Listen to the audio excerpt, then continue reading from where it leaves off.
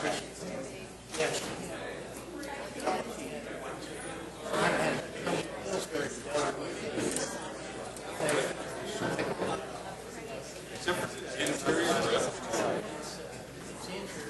kind of leaning on the side.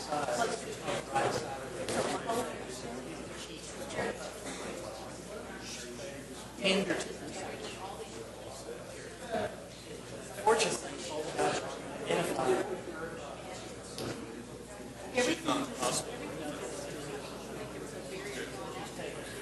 Thank you for asking. I will.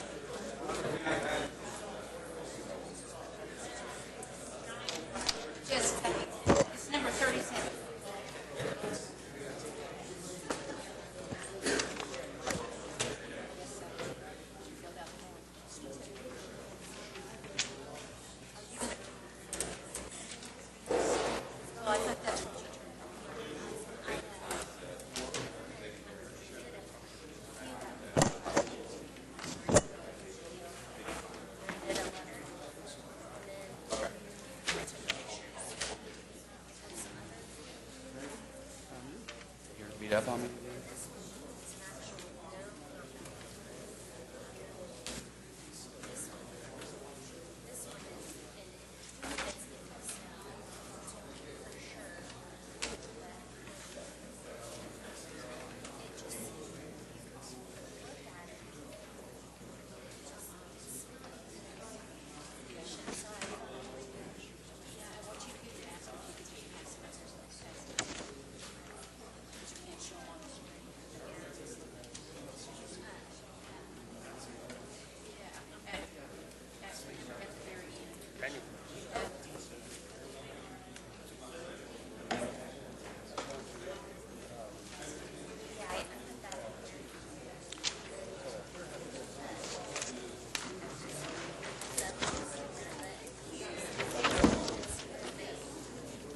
Okay.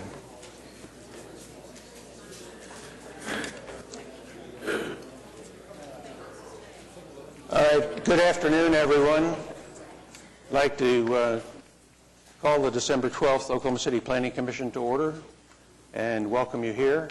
If you are not the applicant and you're here to talk to us about a case, if you would sign a sheet like this, give it to our staff, and we'll hear you when we hear the case.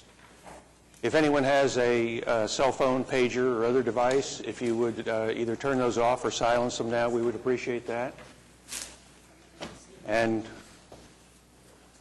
while the chamber is full, I'll wish everyone a happy holiday season, since you'll all be gone by the end of the meeting when we typically would do that, at least with respect to each other up here. First order of business is to approve the November 14th minutes. Commissioners?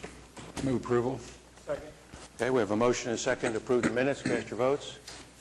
And the minutes are approved. We're on continuance requests. There are 4 uncontested requests for continuance. These are items 39, C6493, which will be continued until January the 9th. Item 40, PUD 1515, continue until January the 23rd. Items 41 and 42 have been withdrawn. Anyone come here today planning to talk to us about any of the cases that Russell just read? 39 to 42. I move the uncontested continuance. Okay, we have a motion and a second to approve the uncontested continuances. Cast your votes. Those are approved. We have a number of new requests for continuance. Item 9, C6548, continue until January the 9th. Item 11, SPUD 738, continue until February the 13th.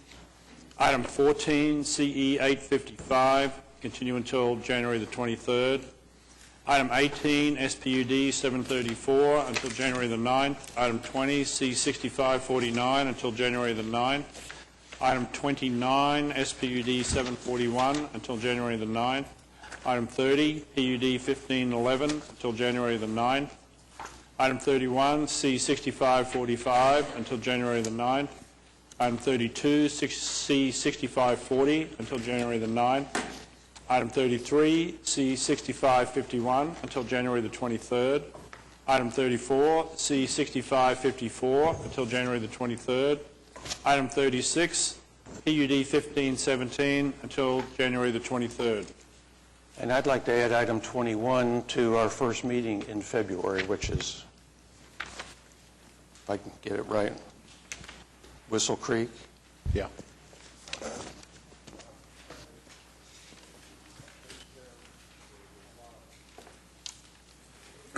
Anyone come today to address us on any of the items just read? Give us your name and address, please. Mr. Chairman, Blaine Nice, 100 North Broadway, for the applicant on item 14. And the applicant would, with the board's indulgence, like to amend that request to an indefinite continuance per our conversation. Yes. We're waiting on a traffic study and some other information, and I certainly appreciate the board's position on continuance. We're not trying to wait anybody out. We've been in communication with the property owners, but we still don't have all the information we need. So with your permission, I'd like to ask that be an indefinite That's continuance. item 14, an indefinite continuance. I actually meant to mention that and forgot earlier. If there's no further discussion, motion? Move the additional continuance, including Number 21. Second. Okay, cast your votes, and the additional continuances are approved. Thank you. Are there any requests from the public for continuances today? Okay, we are on the consent docket. 4 items on the consent docket today. Item 1, CE 869. Item 2, CE 870. Item 3, CE 871. And item 4, C 6550.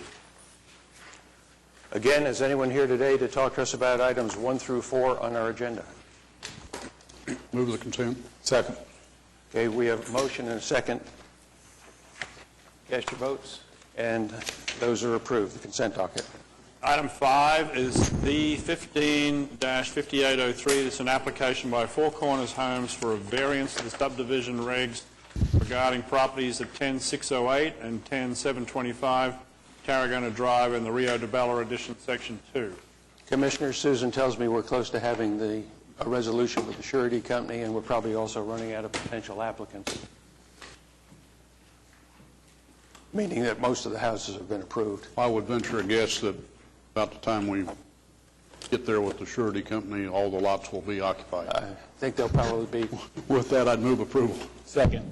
Gave a motion and a second to approve item 5. Cast your votes, and that's approved. Item 6 is PUD 1507, application by DHD Corporation to rezone 8301 West Memorial from AA Agricultural to PUD 1507 in Ward 8.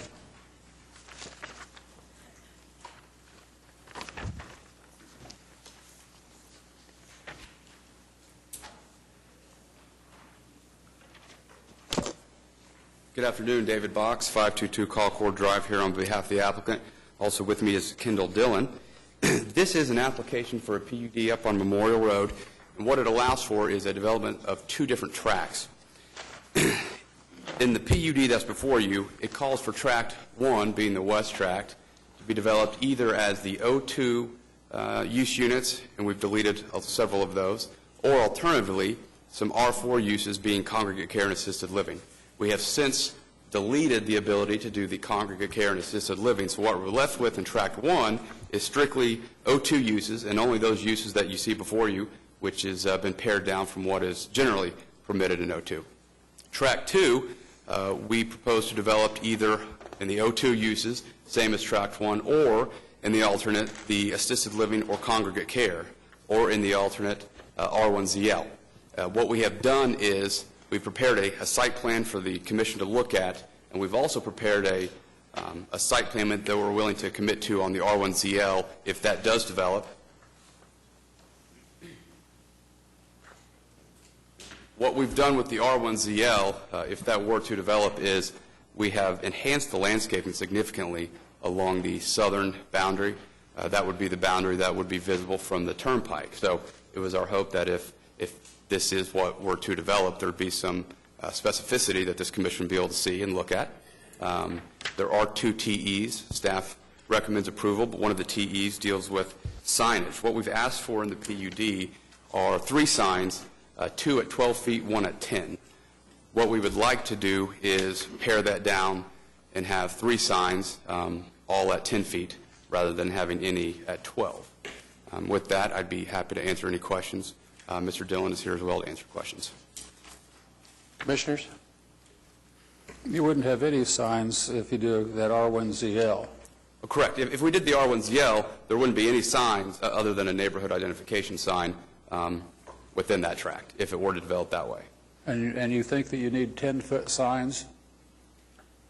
Yeah, we believe that 10-foot signs would be appropriate. It's only a 2-foot increase to the very minimum, but it would allow for a nice monument sign. And if we are able to develop the entirety, we could have potentially several users. And made of the same materials as the building? That's, yes. That's what we do in landscaping around it? Yeah, landscaping and the materials would be consistent with the buildings that they serve. I have a question. Yes, sir. Are you putting in the child development center or child care center because you have the R1ZL? You keeping that in? We took that out. That's out. It's out? Okay. David, back to the signage for a minute. Yes. If you do the R1ZL, Yes. Then how many maximum monument signs will you have? If we Will you do the have one R1ZL. for track one or two for track one? If the R1ZL were to develop, we would eliminate one of the signs, so there'd be two signs, because of the way the track sits, you would have two separate developments essentially within that track one. So we're willing to stipulate that if the R1ZL gets developed on track two, we eliminate one of the three signs, therefore But we'd you be have left. two on track one. Yes, Just wanted to make that clear. yes. Okay. Any other discussion, Commissioners? Mr. Chairman, I'd move approval, noting that they have deleted the congregate care from track one. It's still in our staff report, but it is being deleted, and that the signs will be maximum 10 feet monument sign, depending on how track two develops, only 2 or 3 of those signs. Is there a second? Second. Okay, we have a motion and a second to approve item 6 as conditioned. Cast your votes. And it's approved. Thank you. Item 7 is SPD 737, application by SOK Investments to rezone 18,200 North May from SPD 728 to SPD 737 in Ward 8. Good afternoon, Chris Anderson with SMC Consulting Engineers representing the developer. We have read the staff report and agree with the TEs and just request approval this afternoon. No one signed up, Commissioners?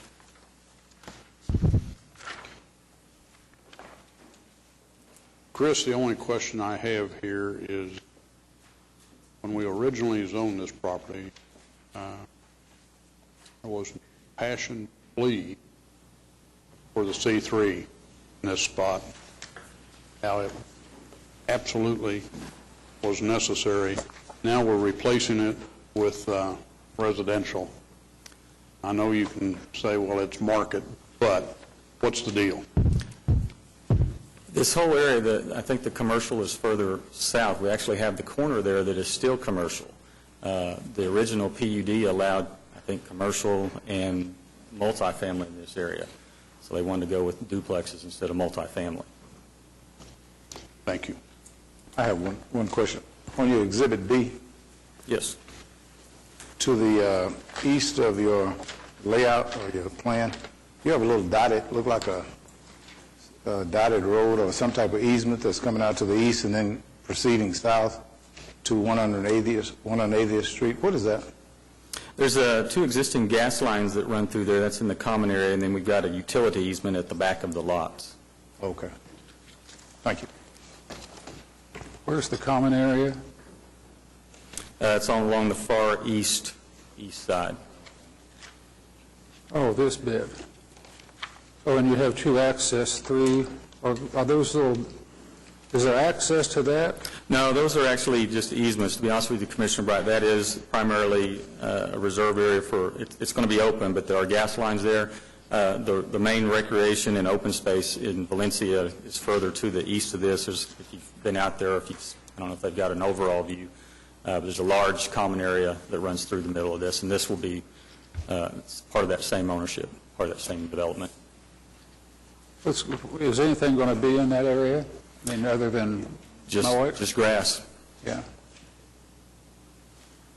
One thing I noticed, do you have any direct access from the units into the commercial area, other than going back out to May Avenue on the sidewalk? No, sir. Is it possible to have some type of access to the commercial? Well, in between there, the strip in between is actually a mini storage area, so I don't think there would be any access through that. Okay. That's a good point, though. Anything else, Commissioners? Move approval. Second. Okay, we have a motion and a second to approve item 7. Cast your votes. And they're approved. Item 8 is C6547, the preliminary plat of Valencia Park Addition Section 15 in Ward 8. Again, Chris Anderson representing the developer. We've read the staff report, agree with the TEs, and request approval of the preliminary plat. Again, no one signed up. If there are no questions, I'll move approval. Second. Okay, we have a motion and a second to approve item 8. Cast your votes. And it's approved. Thank you. Item 9 has been continued. Item 10 is C6553, a final plat of Lake Ridge, Section 8 in Ward 5. Good afternoon, Kendall Dillon with Craft & Toll, representing the applicant. This is a final plat. It has 8 lots. This is in a subdivision that the preliminary plat was approved many years ago. The subdivision has been developed for quite a while, but there was a portion that you see now that that has an oil well on it that we've reserved for a long time. The well is still there, but we've worked with those folks to screen it properly to make sure we're meeting their separation and all that. So we're back in now. The only thing is you'll notice on TE number 3 that we're asking for a variance. Given the location of that oil well, originally the preliminary plat had 107th Street lining up, but since the well is still there, we're not able to line that street up, so we do have a jog. And, your subdivision regulations used to be 75-foot jogs, and this one is 80 feet, but now, unfortunately, sub-regs are 110 feet, so we need a variance. So with that, we'd ask for approval of the variance in the application. No one signed up? What do the regulations require for the separation? How many feet? Now is 110, I believe. And you're at 80? 80. Okay. I don't know that there's anything we can, anything you can do. This is the Ward 5 councilman and I both live on Fairway Avenue, which is basically backs up to the east. But I will have to find a new place to kick the soccer ball and the football with my children, which I'll visit about with the developer. And regardless of that, I'll move a variance to E3. Okay, we have a motion and a second to approve the variance TE3. Cast your votes. Variance is approved. I'll move the application. And we have a motion to approve item 10. Cast your votes. And it's approved. Item 11 has been continued. Item 12 is SPUD 739, application by Harper Academy to rezone 1215 Northeast 34th Street from R4 to SPUD 739 in Ward 7. Give us your name and address, please. Melvin Perry, address 1215 Northeast 34th Street. And we agree with the staff report. Tell me how many students you're authorized for and how many you have now. Our charter is for 150, and our current enrollment is 83 as of today. And how many do you think you can accommodate at this location with your plans for the building? We're thinking 225. And is this a permanent location or an interim location till you find a different site, or what are your plans? Right now it's a permanent location, but as we expand, we would want to look for a larger facility. And that's year 3 or 4, if approved by the school board, to expand. And what grades do you serve? 9 through 12. Okay.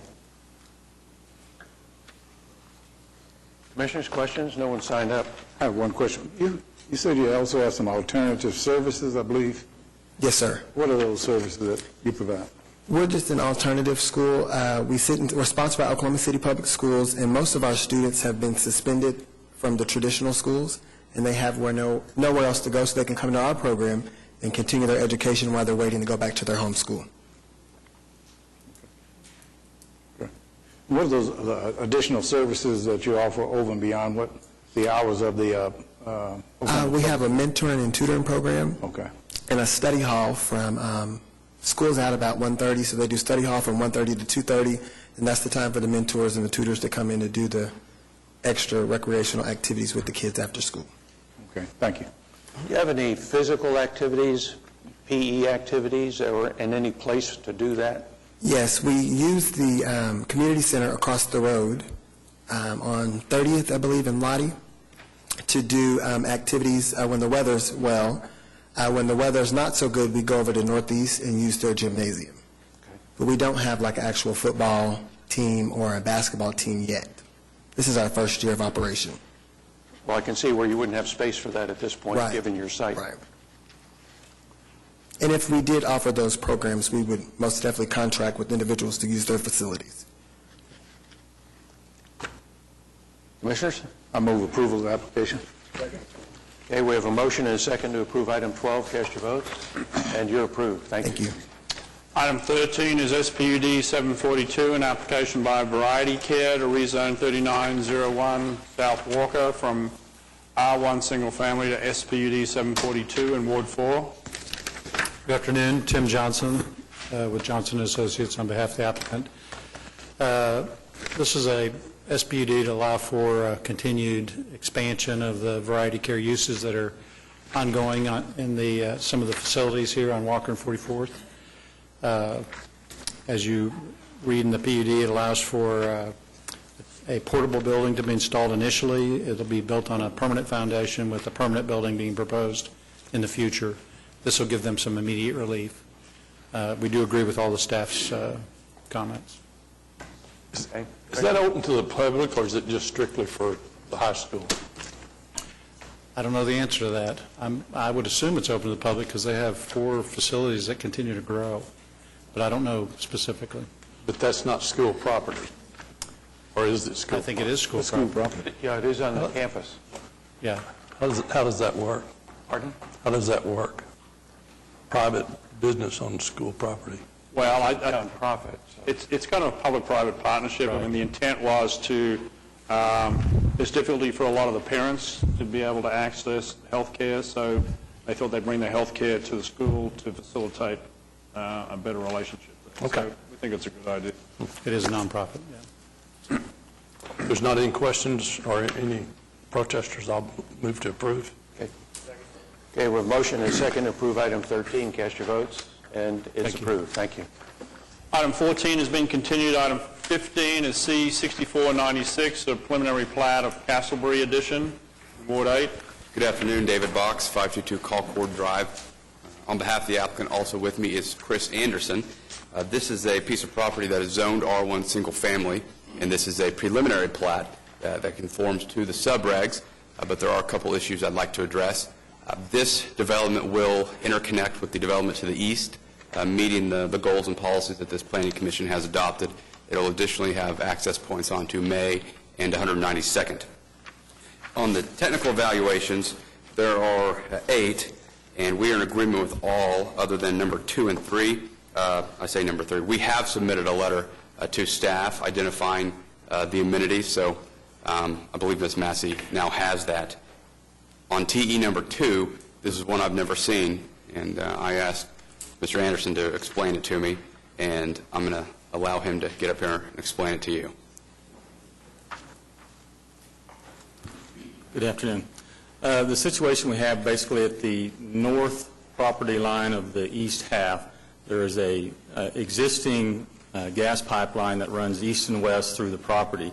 So we have a pipeline easement there basically in the back of those yards, and the line runs almost right on that boundary line. We've got a utility easement that sits inside, adjacent on the south side of that gas line easement. That's where our sanitary sewer and the other utilities will be. I guess the comment was there that we're creating a hardship for property to the north, but what we can do, I can't have a utility easement that overlays the gas line, but I'm allowed at anywhere along there to come through with a perpendicular easement to make a connection to the sewer or whatever utilities we need, and we will agree to do that. I just can't have a utility easement that overlays the gas line easement. So you will make arrangements for connections for the property at the north to tap into this sewer line? Yes, sir. Will that be at one point or several? How will you do that? Wherever we need to. I discussed that a little bit with Nathan Maddenwall earlier, right before the meeting, and we would agree to do that. Okay, well, then we need to amend the wording at least in TE number 2 to provide for that. Yes, sir.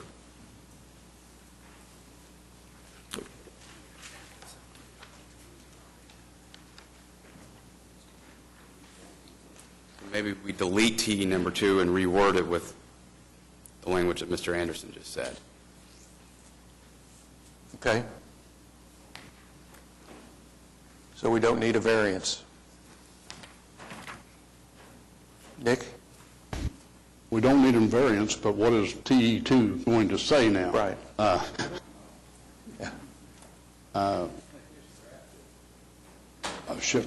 Well, are there any protests on this application, Mr. Chairman? There's no, there is actually, or someone to speak at least.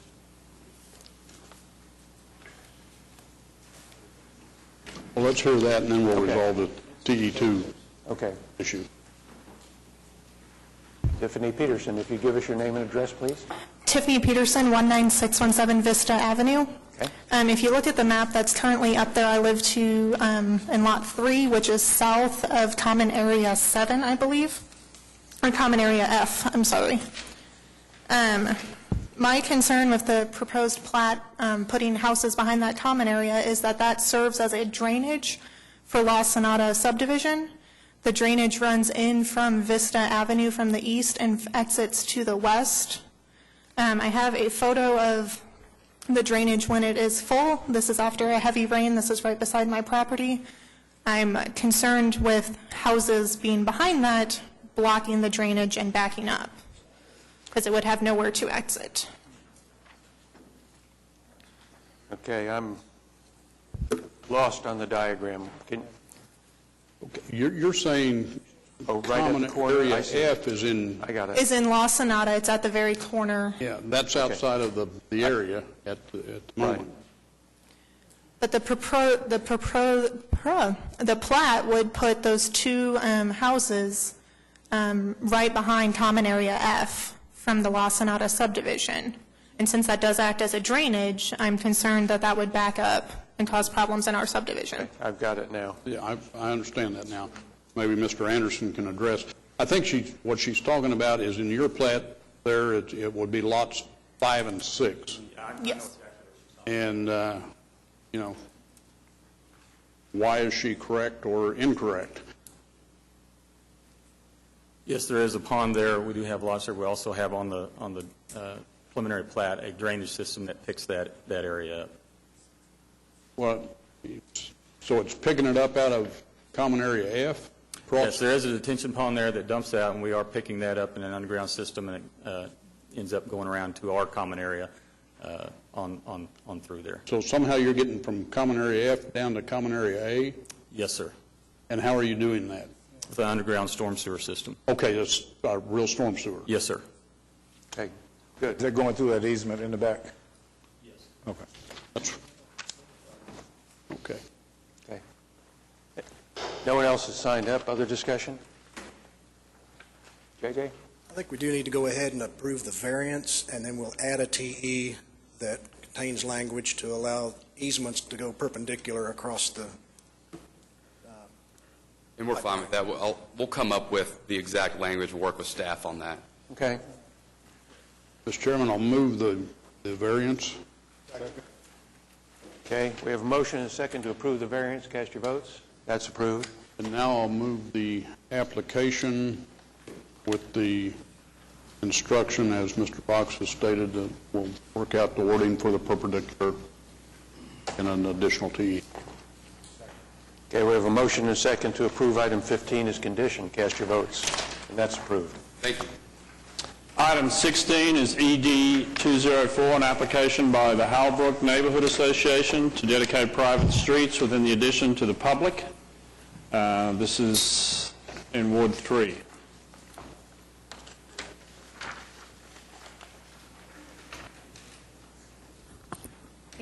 My name is Amy Miller. I'm the treasurer of the Halbrook Neighborhood Association. How long is the street Halbrook Manor Lane? How long is it? It's one street with two cul-de-sacs, so it's not I see that, big. but if I was to walk from the cul-de-sac at the back out to 89th Street, how long would it take me? I think it's about a quarter of a mile all the way around is what I've been told. I haven't actually measured it myself, but that sounds about right. I normally don't favor taking private streets back, but the discussion last time had to do with children waiting for a school bus. Yes, that's one of our reasons. They sit at the corner of 89th Street and Halbrook Manor Lane, and it's pretty busy. They fly down that street pretty fast. Is Halbrook now gated? No. No, sir.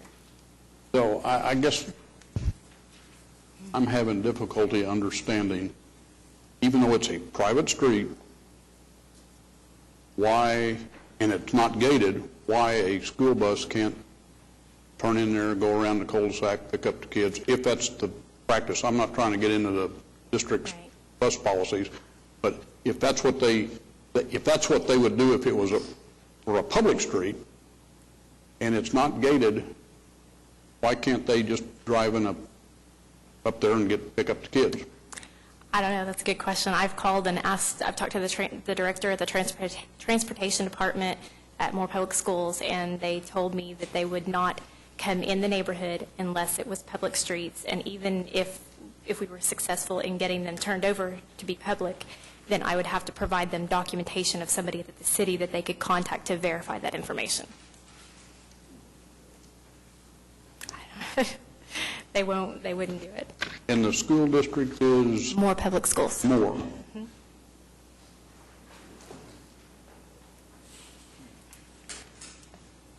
JJ, do we have any documentation that these streets are built to city standards, width, radius on the cul-de-sacs?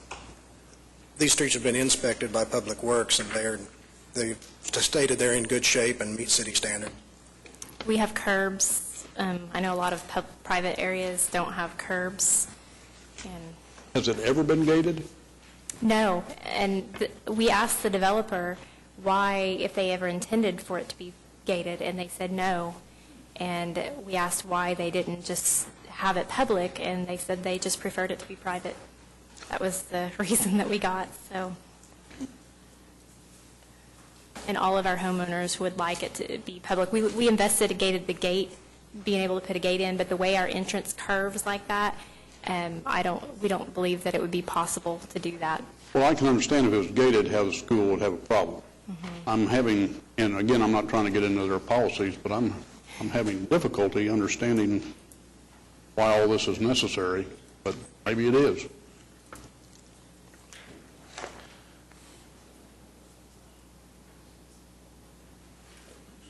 I'm going to move for approval. Second. I'm with the chairman. I'm not big on taking streets back, but it sounds like these streets maybe should have been public all along. I would agree in this case, but generally wouldn't favor closing streets. I agree. Or taking them back, I should say. We have a motion to approve item 16. Cast your votes. And it's approved. Thank you. Thank you. Item 17 is PUD 1512, application by Miracle Production to rezone 9420 to 9616 Southwest 15th Street from R1 Single Family to PUD 1512 in Ward 3.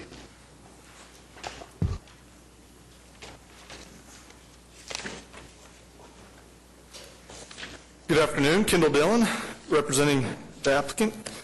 And this is a 40-acre PUD that's located south of Southwest 15th Street, approximately a quarter of a mile back to the east of Morgan Road.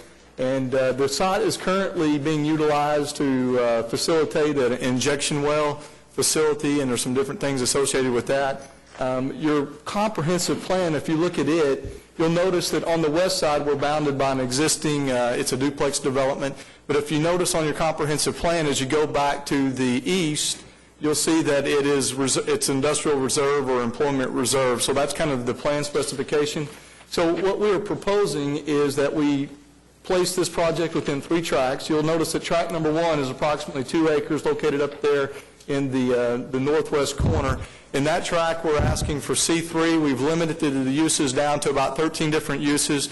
We are providing the architectural standard at 70% brick, rock, and those sort of things. We're providing, again, the landscape buffer along the west side adjacent to the duplexes. Then in tract 2, we would like to do storages, and so we've limited those uses down to, I think, 2 uses, predominantly for just the storage use. Again, for the buffer along the west, we're providing a 20-foot landscape buffer, trees placed on 25-foot centers, 3-inch caliber planting, and then obviously the screening or the fence along there as well. We are agreeing to do your standard facade in regards to mini storages with the flat surfaces, with the factory finish, stucco, EIFS, and those sort of materials. And then in tract 3, again, where the existing injection well facility is being operated, we would ask and are asking for I-1 uses there. And in addition, we also are providing a landscape buffer along 15th Street with 50, in addition to the landscape ordinance, we're providing a 20-foot landscape buffer with trees spaced at 40-foot centers there to kind of help buffer that along Southwest 15th Street. In regards to the TEs, we are in agreement with TE number 1, and then as I mentioned, TE number 2 we're in agreement with. On TE number 3, in regards to the access, there are currently 6 existing approaches across across our frontage today. And so what we are asking and proposing that we do is to eliminate 2 of those, but to allow 4 to remain. So TE number 3 is asking that we eliminate that down to 3, but you can see the red are the ones that we would like to continue to keep, and then the 2 would be the ones that we would propose to delete. The one thing about it is we do have on the 2 access that are back to the east, those only have a separation of 117 feet, but we're asking that those still be permitted to remain. And what we will ask to do or agree to do is that we will make a 1 in and a 1 out so that they're only one way. So really, that would kind of, we still have 4 approaches, but one of them would be in and an out only, and that way it utilizes the existing drives that are currently there. So that addresses TE number 3. On TE number 4, we're asking for 3 signs, all monument signs. However, what we would agree to would be we'd like to have 1 sign for tract 1. It's an 8-foot monument sign is what we're requesting with the materials that are similar to the buildings in that tract. And then we would ask for 1 more monument sign to be located further to the east. We would ask that that sign be 12 foot tall. And if you look at the site, you'll notice that the site is anywhere from probably 8 to 12 feet below what Southwest 15th Street is today. So we'd like another sign along that frontage there, and we would ask that it be 12 foot, and we'll agree to make the materials for the sign similar to the buildings in tract 1, which is the 70% brick, 30%, and so it would have that architectural standard. And then we're in agreement also with TE number 5 and TE number 6. So with that, I'll answer any questions you have. Kendall, you have only 1 access point to the C, or to tract 1, the C3? To tract 1, we're just... Okay. Commissioners? Well, the only comment that when I looked at the application and the layout, it's tract 1 that gives me a little bit of concern. You sit on the east side of it, you could eventually put a drive-through fast food place. Is that right? Correct. We've limited it to, we would like to have a drive-through window, and so we would limit that to the east half of tract 1. But the reason this concerns me is that this is a typical strip shopping center setup. There's a pawn shop, a convenience store, another thing, and another thing. And I just have trouble with strip shopping center kind of layouts. There's no imagination going on at all about making that a little bit more attractive, a little bit different. I don't object to the limit. In fact, I like the limited uses that you have, but when you throw in pawn shops and convenience stores and fast food drive-ins, you've got kind of a interesting mix in that area with just rectangular boxes. I don't know. It seems like the design could be something more clever. Well, and like I said, we'll take that into consideration. I think a few things to look at in this tract specifically is the fact that we're transitioning from the residential to industrial anyways in regards to some of those uses. Also, what our intent would be is, the building is not that long. I can't tell you exactly how many feet it is, but it's also got the 70% architectural standard, right. And our plan is to make it a nice facade and have those uses, but also to use it in addition to screening for the storages behind is somewhat of the concept. So I think if you look at it in regards to transitioning from the residential to the industrial, also utilizing a nice standard up front, and then with the storages in the back, that's the general concept, and so that's what we'd like to do. Bob, I'm not sure you have to worry about the drive-through on the east half because you've got your access point all the way on the west side, and it's almost impractical for anyone who has a drive-through style operating business to drive in on the west, go all the way across to the east to a drive-through window, and then go all the way back to the west to leave again. Okay. I think that's an unlikely use for that east half of the property. You don't have to come back in with a specific plan, do you? Yes, we do. You do? So you'll have So then another I'd have a opportunity to shot look at looking at seeing what that's going to look like, okay?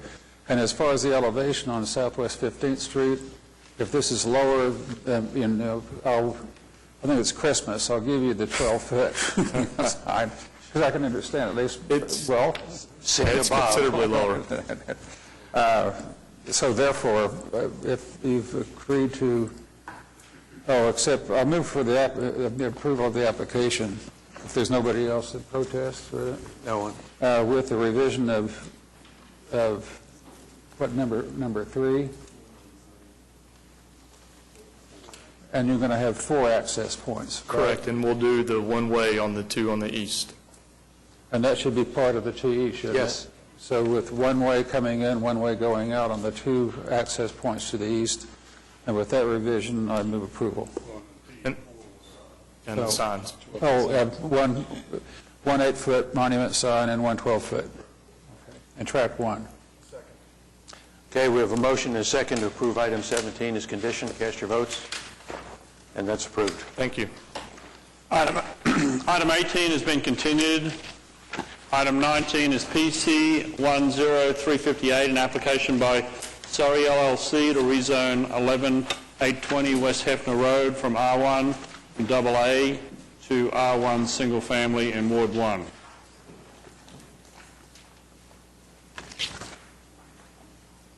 Kendall?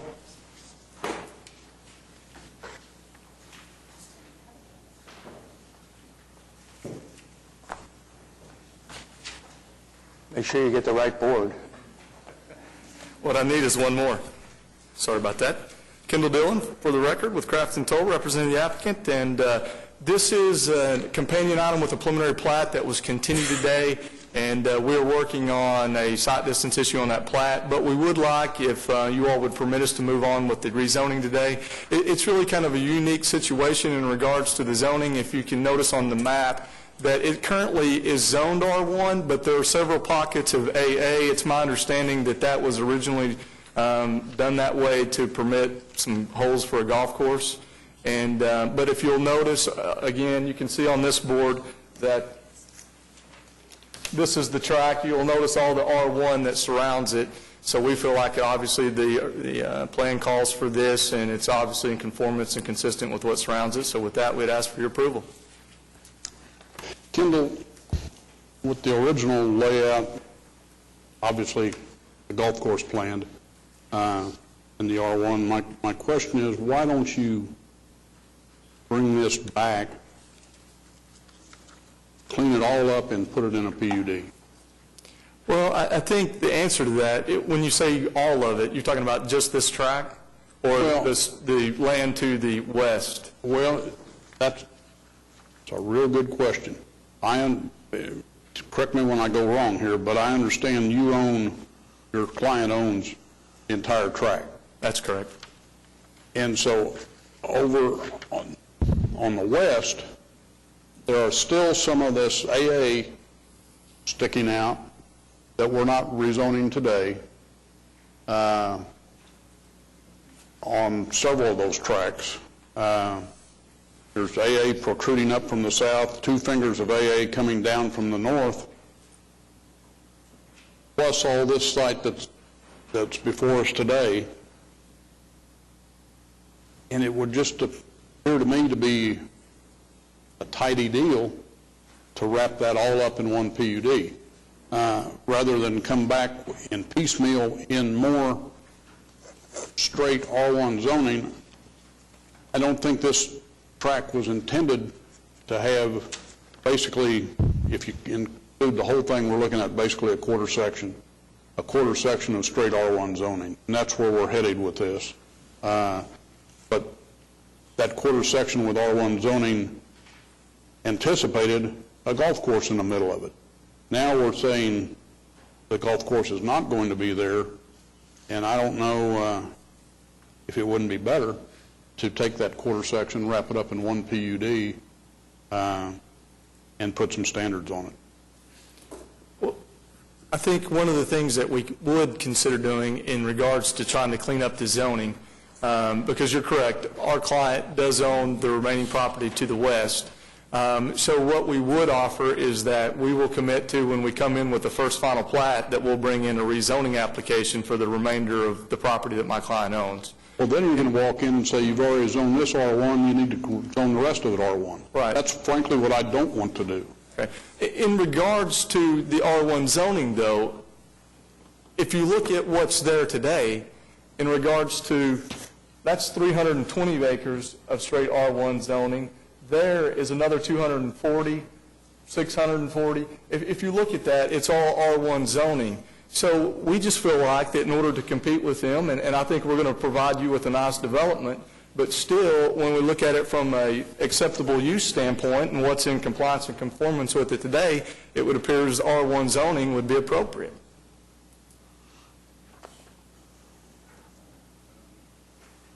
Well, I'm just wondering whether we need another entire quarter section of cookie cutter 6,000 square foot lots. And like I said, we will obviously, we've got the preliminary plat on the table, and so we still have the plats to come before you, but we would like to keep with the R1 zoning. I think the difficulty in part is we're losing a huge area of at least quasi-open space for that sector of the city where there is not. Well, we're losing that, but we're also piecemealing this tract of common ownership. They're not rezoning their whole tract. Well, and that goes back to our practice of wanting property when someone owns a tract, not to piecemeal it and zone just little bits of it at a time. That's correct. And that's where you're going, and I agree with that. I tell you what we'll do. We'll just go ahead and continue it. We'll hear it with the preliminary plat. I still suspect that we'll try to stay with our R1 zoning with, again, the commitment that when we come with the final plat, that the first final plat, that we'll rezone the remainder of it so that it's not piecemealed and so that it'll all be consistent with R1 zoning. Well, you can do that. Talking about coming back January 10th? We'll continue it and come back with the same date that the preliminary plat would be. I don't remember what date we continued the plat to, do you? 9th? Is that what you said, Judge? Yes, January 9th, I believe. January 9th? Continuance to January 9th. Second. Okay. The motion is to continue item 19 to January 9th. Cast your votes. And it's continued. Buck, you didn't vote? There you are. Thank you. Item 20 was already continued until the 9th. Item 21 is C-6539. It's a preliminary plat of Whistle Creek in Ward 7. We continued this. Oh, we did? 21. We continued it to the first meeting in February. 22 is PC 10357, application by SLR Metro to rezone 1544 Southwest 119th Street from R1 Single Family to C3 Commercial in Ward 5. Good afternoon, Steve Rollins, ARC Engineering Consultants, representing the applicant.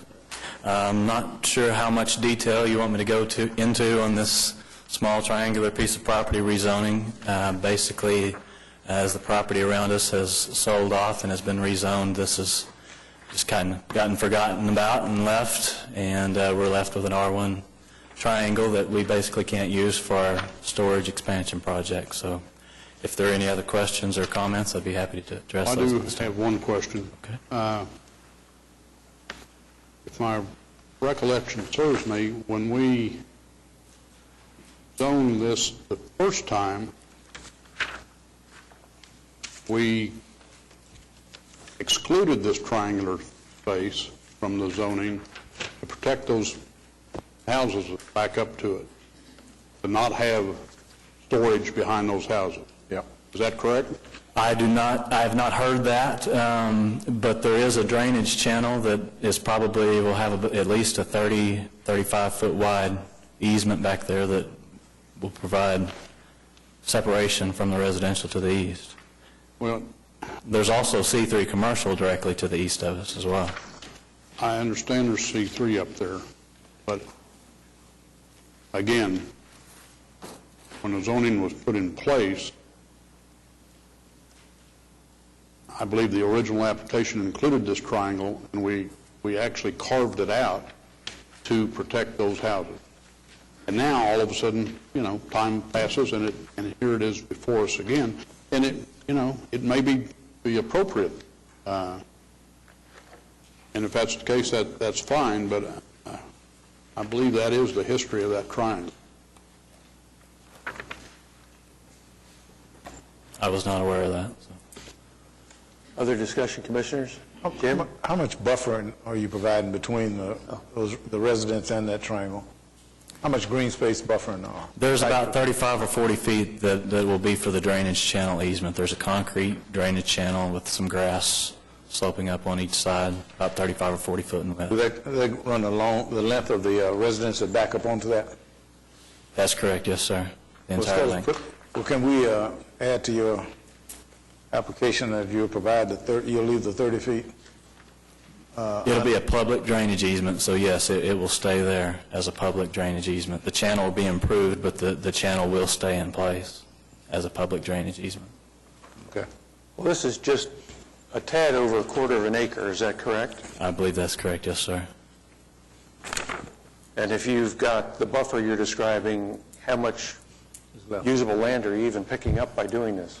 It cuts off across the back corner of a storage building, and it cut off enough of it that they thought it was worth going to get the piece of triangle rezoned in order to pick up that building. There's no building on what I'm seeing in my staff report. I don't see a building. Are there buildings there that we don't see? I think that's part of what's difficult about this is that there's no aerial.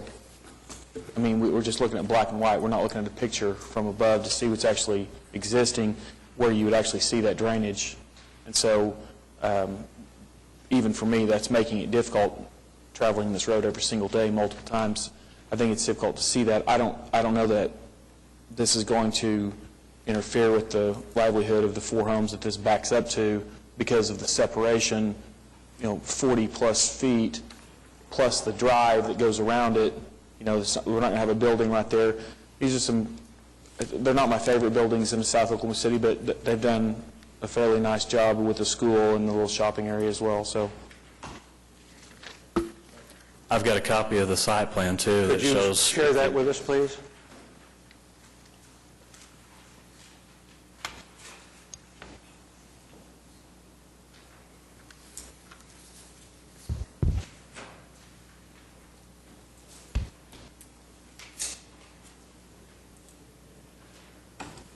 John, are there any protesters? No. Okay.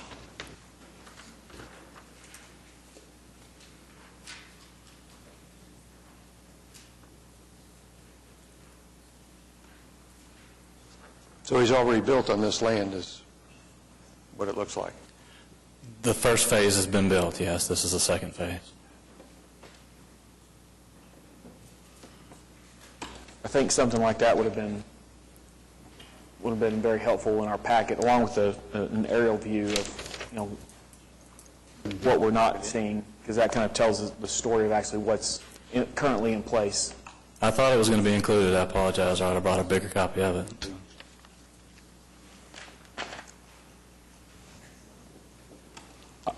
I'll go ahead and move approval of it. Second. Okay, we have a motion and a second to approve item 22. Cast your votes. And that's approved. Thank you. Item 23 is PC 10359, application by Gary Owens Development to rezone 1321 Southeast 66th Street from PUD 856 to the I-2 Moderate Industrial District in Ward 4. Jerry, if you give us your name and address. Gerald Gamble, 8200 Waverly, Oklahoma City, representing the applicant. There was 34 acres out there that was historically zoned I-2, and Gary Owens, who owns Superior Concrete, bought it and made most of it into a subdivision, but the site that's just north of this site was 7 acres and in the PUD, they zoned it for an I-3 use for a batch plant for concrete. Gary ultimately sold his company and then didn't build the batch concrete plant, and in fact, Nablox has bought that, built a very beautiful warehouse on the site that's just north of this. In the zoning, it showed that the front of the property, for its fronts on the service road, was Tract A, which was to be used for commercial uses. And when I looked at the zoning, I thought that was Tract A, but there was also another little notation that the front of this property was also Tract A. So there were two Tract A's in the PUD. We have a company that wants to build a warehouse. The north part of this is currently zoned I-2. To get all of it zoned I-2, I asked the staff, I said, should I come in with a PUD change? He said, well, everything around it's I-2. Why don't you just ask for I-2? So that's where we are. No one signed up? Any protesters? No. Motion to approve? We have a motion to approve item 23. Cast your votes. And it's approved. Thank you. Item 24 is PC 10360, an application by Gregory Minton to rezone 7825 Winnie Street from R4 General Residential to I1 Light Industrial in Ward 3. Good afternoon. My name is Gregory Minton. I live at 1940 East NZ Terrace in Mustang.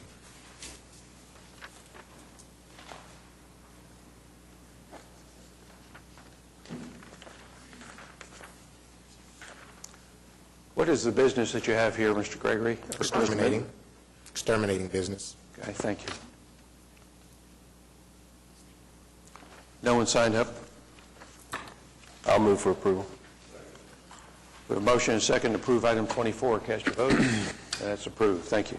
Thank you. Item 25 is ABC 798, an application by Trung Lee for an ABC 2 overlaying C4 and the Urban Design District on 23rd Street, Uptown Corridor Overlay Districts at 312 and 320 Northwest 23rd Street, Ward 6. Is the applicant here? Is he out there? Kayla Baker. Kayla Baker here.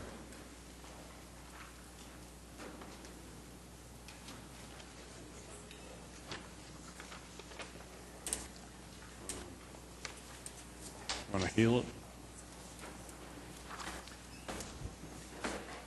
Well, I know the site, and this would clean up a vacant lot that doesn't look very good right now, and put a restaurant in place.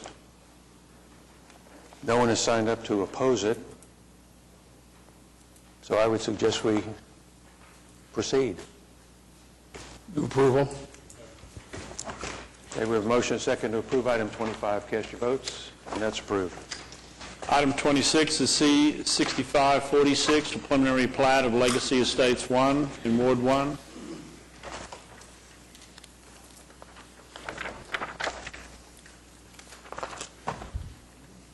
Ernie Ish with Ish and Associates, representing the applicant. My client is Central Oklahoma Habitat for Humanity, and as you know, they've been very successful with a couple of developments. One, Hope Crossing, over off of Kelly Avenue, that's now almost completely built out, and a fairly new project, Faith Landing, down on the South County Line Road, where we've just completed the development, but it only has about 32 lots in it. This project would have in the neighborhood of 140 lots on 37 acres. Our lots are generally 65 feet by 115 feet. They're similar in size to the lots immediately to the west. We are providing a 25-foot front building line where the plats in the meadows at Riverbend use only 20-foot front building line. We believe that's going to give us a better street scene. We concur with the TEs and ask for the variance related to a street connection at the southwest corner of the project. We don't believe that accomplishes anything related to the distribution of the traffic within our subdivision, and it would open up our subdivision to traffic bypassing the school traffic that follows around on Riverbend Boulevard. We think we're justified in asking that we not make that street connection. I'd be glad to answer your questions. Well, I, for one, am not in favor of the variance. I want the connection there. The staff wants the connection there. I'm in favor of connection too, because it's one of the things we're trying to promote, is interconnectivity between different developments. Well, if it's the pleasure of the commission, we'll provide the connection. Thank you. We probably need to vote on the variance to deny it in order to clear that up. So we need a motion to deny the variance.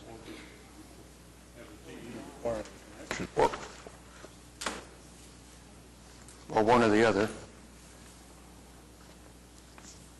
There are people here that may want to speak to that. No one signed Anybody up. signed up?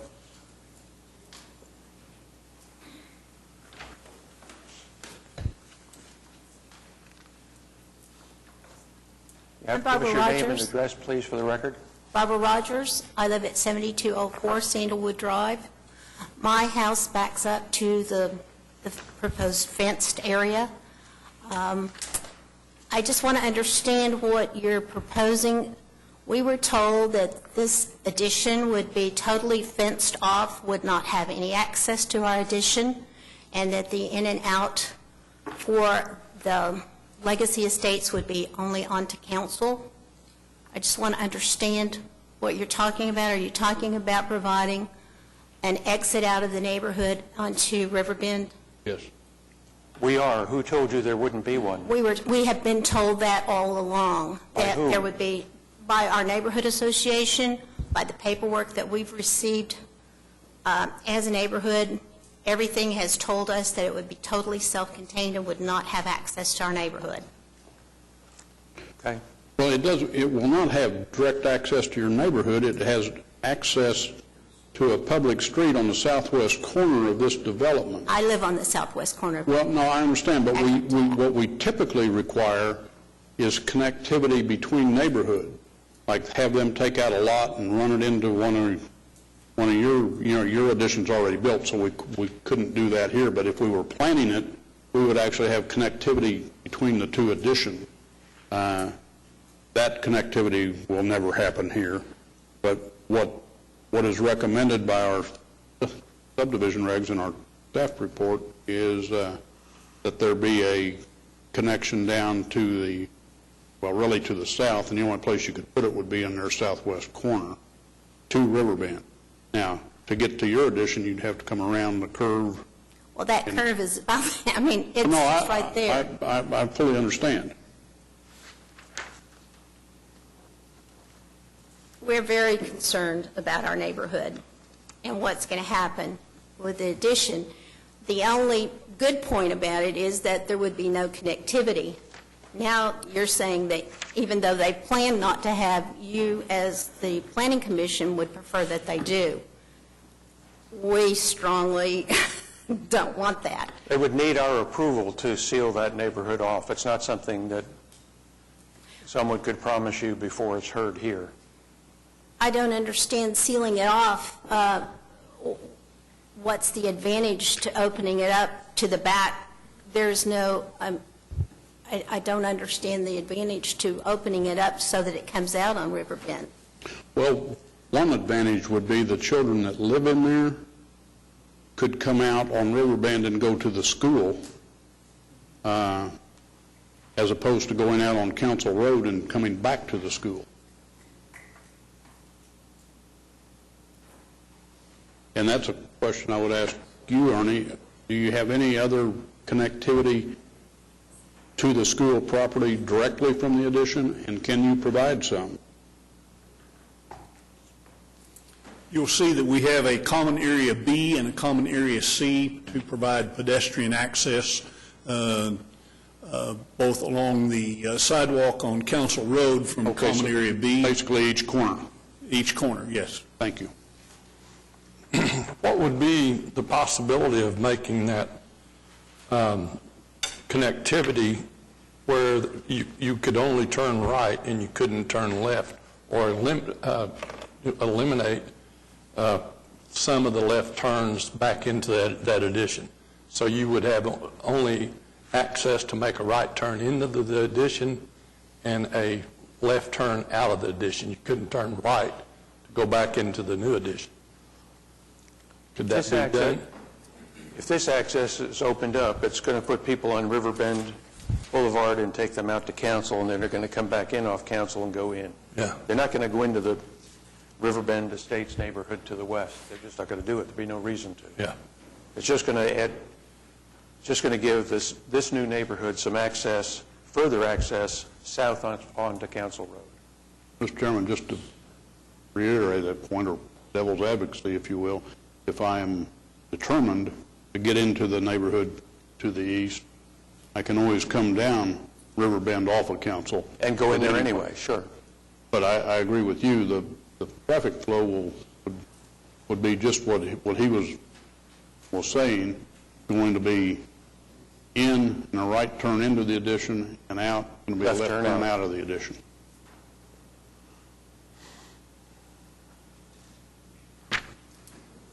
So, if I can respond to Commissioner Allen, it'd be easy enough to put up a sign coming out of our project that says left turn only. But as far as going in, I don't think you could say right turn only there. I think we're going to have to allow that to go ahead. It would be anybody coming in off of Riverbend, could go either way.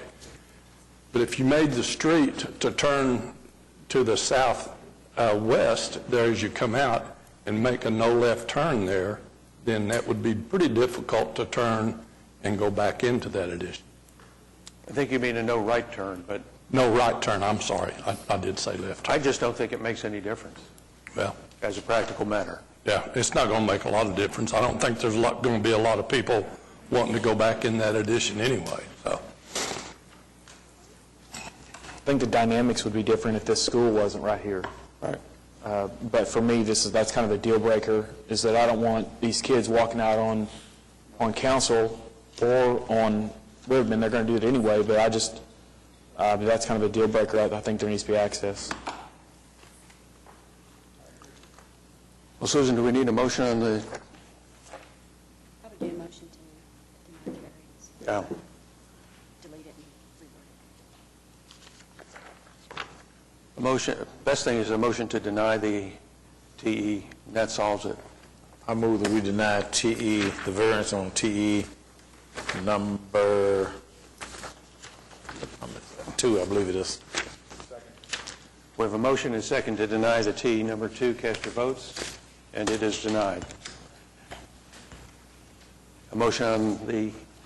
I move that we approve the application with modifying and adding a T to provide for connectivity between the two. I don't think you need to do that if we've denied the variance. Okay. Well, I move to approve the application. We have a motion and a second to approve item 26. Cast your votes. And it is approved.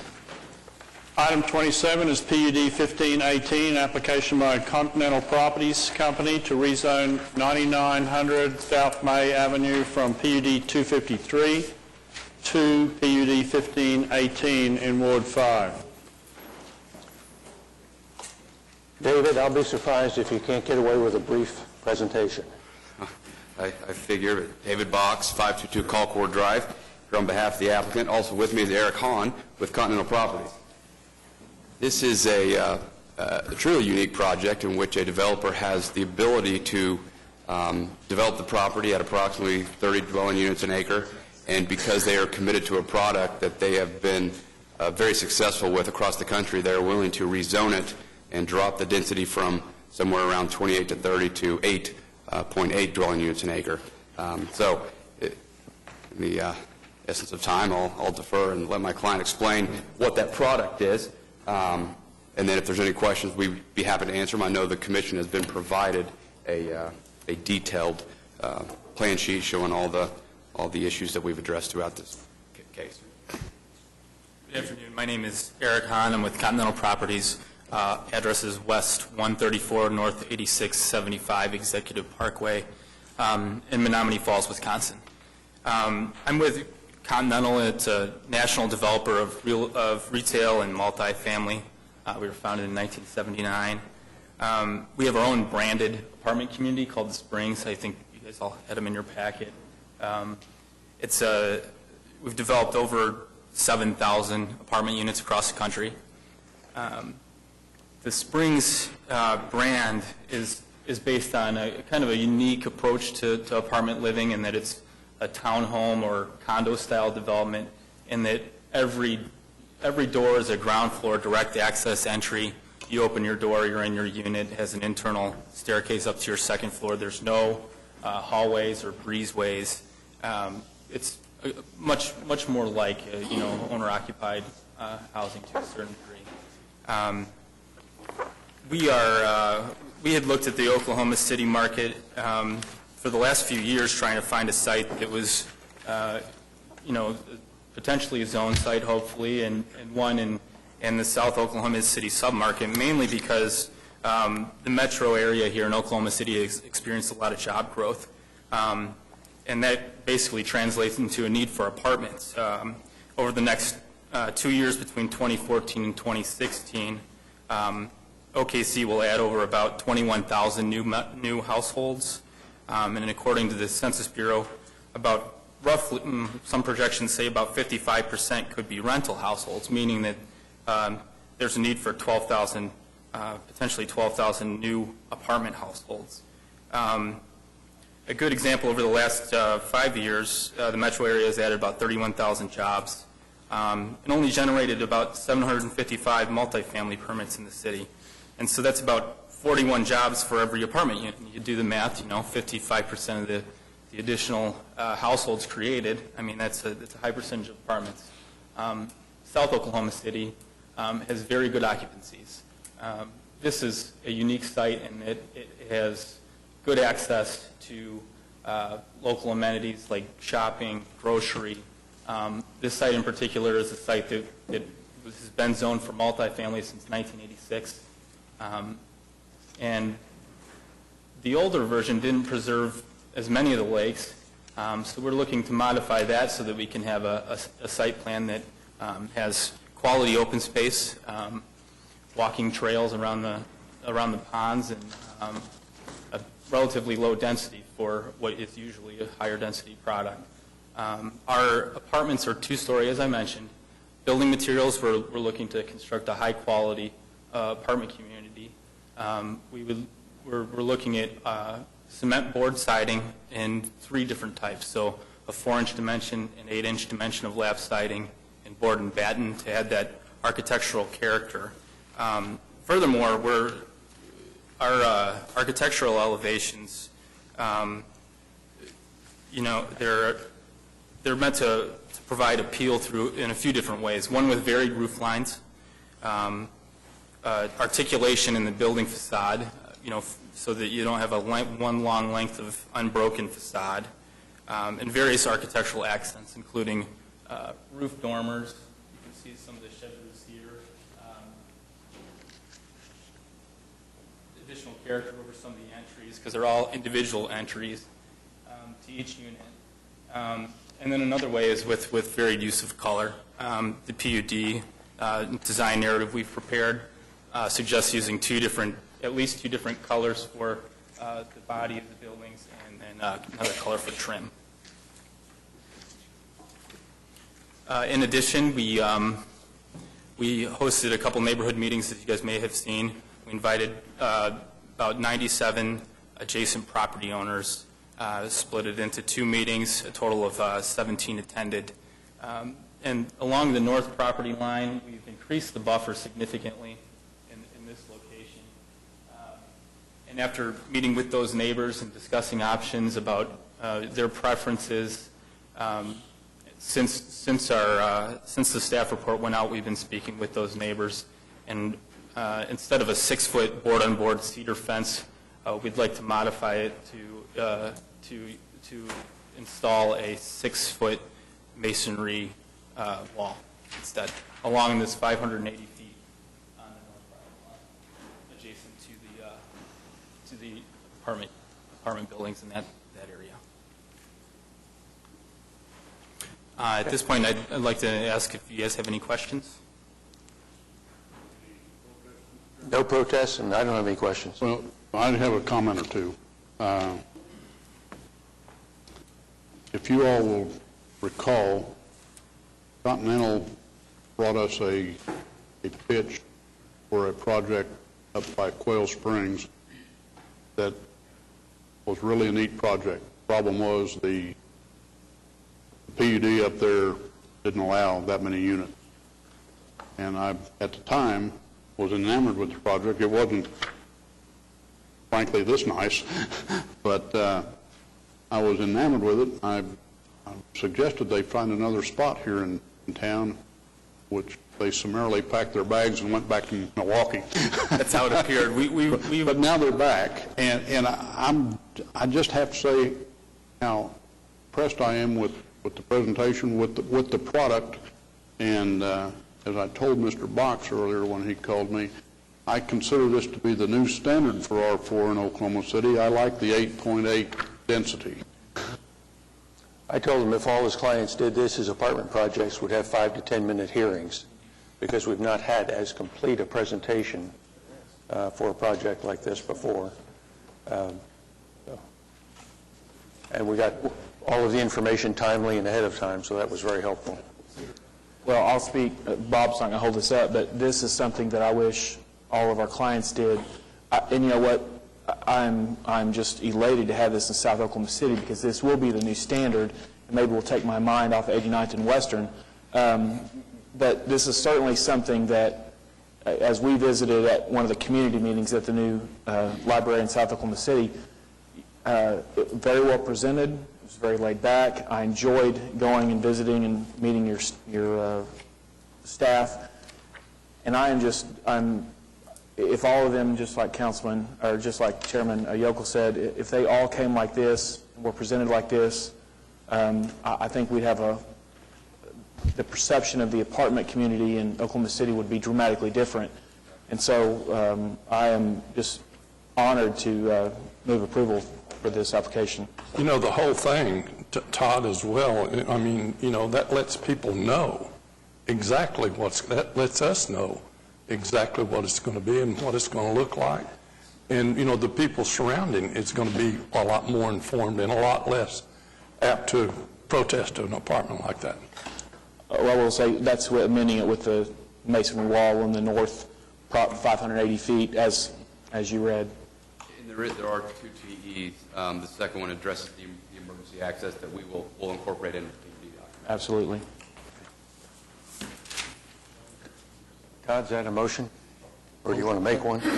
You did. Oh, is there a second? Okay, we have a motion and a second to approve item 27. Cast your votes. And it's approved. Thank you. Thank you. Item 28 is SPD 740, an application by Myers Landscape to rezone 301 Northwest 104th Street from R1 and I1 to SPD 740, Ward 7. Yes, sir. Bob Myers, representing myself, Myers Landscape.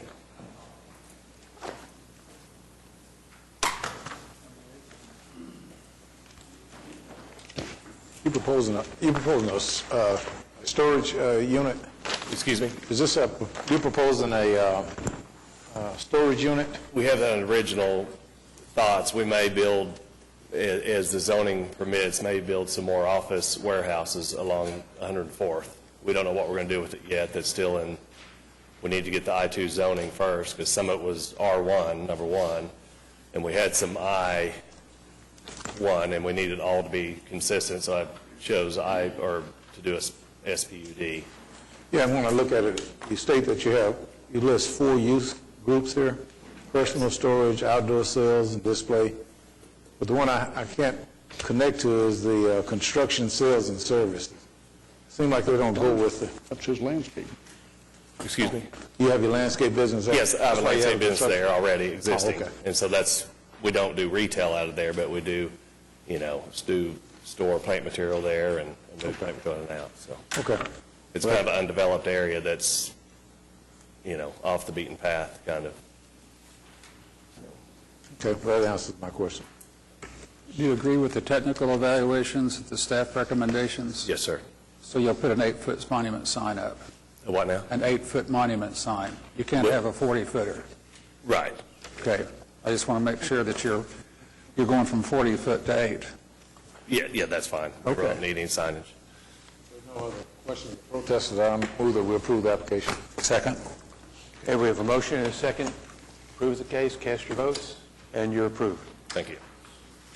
Items 29 through 34 are being continued. Item 35 is C6555, final plat of Palermo Place, Section 2, Ward 5. Good afternoon, David Box, 522 Colcord Drive, on behalf of the applicant. Also with me is Chris Anderson. This is a final plat. This is a case that the Planning Commission is obviously intimately familiar with now. We've had several different PUDs and several different types of applications. This is a final plat. It's approximately 11 acres. The plat meets the subdivision regulations. There is a request for a deferral from staff, and the request for deferral was based on needing time to, I guess, submit something on our recreational amenities. We have submitted a letter to staff, but the recreational amenities are detailed within the PUD, and they're detailed within the preliminary plat. This portion of the development doesn't have any recreational amenities. There is a retention pond that will be landscaped with sidewalks, et cetera. That's consistent with the preliminary plat that was approved by this body. So we have submitted a letter stating just that, but we don't think a deferral is needed because we showed what the preliminary plat showed, and it'll be a landscaped retention pond. There is a gentleman here to protest, and the issue deals with the oil and gas interests. What we have provided and what we propose is, if you can see the yellow highlight on this board, that is the current road for the oil and gas folks to use. What we're proposing is to have them use our street here, and then we will make a connection via this red street to the existing road. So at all times, they will still have the ability to access their facilities, drill any wells that they need drilling. But I believe the protester is going to get up here and say that it's premature and we need to hold off until we can relocate the road. In our opinion, that is essentially holding this plat hostage that meets all the subdivision regulations. It conforms to the preliminary plat that this body approved. In addition, this doesn't have issues that we discussed like some of the other plats with oil and gas easements and lines going through it. This is a portion of the preliminary plat that we could finally plat without having to relocate lines. And since it meets the preliminary plat, we think it's an appropriate application, and we'd ask for your approval. Be happy to answer any questions. David, you confused me a little bit with the deal about the road, and as I understand what you said, and I know you were trying to preempt the protester, but as I understood what you said, the existing lease road will be left open until your street is built, and then you will construct a connection into the existing lease road so that there will be no hiatus between construction of the connection of the road. They'll always have access to those wells. That is correct. There will never be a time in which we block access. We'd be across the street in the courthouse if we even tried to do it. We have no intention. We won't do it. Thank you. Okay, Roland.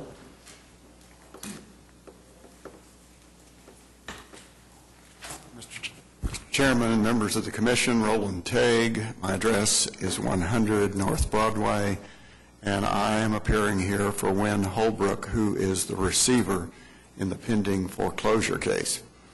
By way of a little bit of background, and I know you've had a lot of background on this case, but this is a unit comprised of tracts in 26 different sections of land in the Cleveland County area.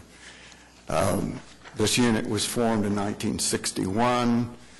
It's been a farmland basically since that time, and there's been a lot of activity around the oil and gas development. If you'll recall, before there was a pending, the reason the receiver's appointed was because of a pending foreclosure case. That case has gone to the Court of Appeals. It had to do with the priorities between the lien holder and first mortgage holder. That decision was rendered by the Court of Appeals, not to the satisfaction of the first mortgage holder, but now the first mortgage holder has purchased the position of the junior lien holder, and I'm told that the the attorneys who are doing the foreclosure are preparing the papers for a foreclosure sheriff's sale that should happen pretty quickly. If you'll also recall, we met with the applicant before they ever came here on any application and thought that there had been some resolution made as to various parts of the oil and gas interest. That discussion stopped suddenly, and have been here ever since. More recently, we met this summer to talk about the same thing, and at that point in time, there was a suggestion that some wells that we were proposing, additional wells we were proposing to drill, be relocated from near the section line corner back into a part that was south of that area. We were in the process of doing a study as to whether that relocation of those wells would work, both in terms of economically and also, what's the term used? H2S study. That's all been completed. The feasibility has been determined, and there's going to be 26 proposed or new wells drilled in this area. These wells are drilled in a manner where they locate the drilling rig, they drill the hole, spider it out one direction, slide the rig, drill another hole, so these will all be combined into one compact area. But the area that these wells will be drilled, and by the way, in terms of whether that's going to be able to be done financially, once the sheriff's sale occurs, I think the parties pretty much know who will become the owner at the sheriff's sale, and they're prepared to go forward with this. And since the study's done, they can do that. Roland, is any of that going to touch this particular site or hinder access to this well that's adjacent to it? Well, let me tell you about where right here is one well that is presently plugged but not abandoned. The hole is still there. The other well is over here. The site of the drilling will be between these two wells. Okay. So they'll be putting these 26 wells between these two other wells. What our concern is principally if we're going to have drilling equipment, trucks, and that sort of thing going back and forth, we can't have them across the residential streets. I mean, we have to, every time they ran a truck down there, we'd have to clear people off the street, people who parked in the street. We can't operate that way. Right now, the easement that goes across here comes right across this direction. What they propose to do, and if you look at the rest of the plat, they'd be running us across eventually this residential street toward these wells. And that, I mean, it may well be that you all approve this, but we can't operate in that manner. And as I think you all know, the oil and gas is the dominant estate in a dispute between the two. So what we want to see is something where there is a dedicated street or a roadway for us to go back and forth. I'm told that when these wells are drilled, that because they're drilling additional wells, there'll be walls put up around the area.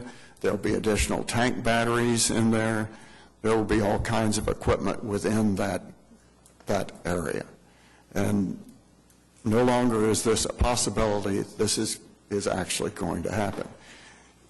It's a matter of configuring that plat so that there is, as there is now, a separate roadway to that site. Okay. We're David, willing to can you work respond? with them on that and relocating the existing lines and so forth, and we don't have to include that in our discussions, but that's what we're after. Okay. We want.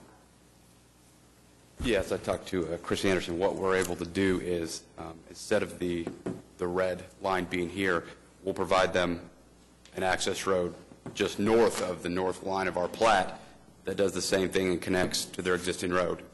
So they won't have to drive on the residential street. They'll drive on a gravel street or whatever they need just north of this plat so that they still at all times have access to it. Basically, let me go back and restate what I said before. Or you were going to have them come in on your city street that Mr. Tague has said is not acceptable, and I understand why it's not acceptable. Look at drilling equipment. So now you're saying you will provide easement outside of this plat area on your existing unplatted land for the lease road to come along, curve down into the existing lease road. Correct.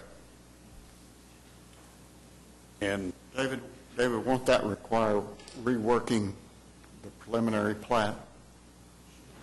No, it wouldn't require anything unless we tried to finally plat an area where that was. But while it won't require rework. These lots that are drawn in here that were, I think, in the preliminary plat, you'd be moving us over to those lots? Or we could come north through here. I mean, it won't affect the preliminary plat. But what will happen is when this gets finally platted and the infrastructure gets built, our access or their access will just be north of that, and they'll still at all times have access roads that won't in any way affect our preliminary plat. But this particular final plat, the footprint of this particular final plat now will not have any lease road on it. That is correct. What you're proposing. That is correct. Everything's going to be relocated through the preliminary plat to the north, basically. Correct. Thank you. And Mr. Tague, that does not give you heartburn? I'd like to get the easement and the location and so forth to show my clients where it is. If you but for us to go as long forward, as it's a dedicated road, like for us to go forward here with this plat, if this plat does not in any way impinge on your access or provide access to this plat, you don't have a problem with this plat? No, we don't. But we won't be releasing our easement until... I fully understand. I fully understand that. But that's between you two. Yeah. And obviously, they have to provide access to the well site. And also, frankly, going forward, where you're going to be conducting drilling operations, obviously, they're not going to be able to build houses in that preliminary platted area. We all realize that. Yep. No one else has signed up.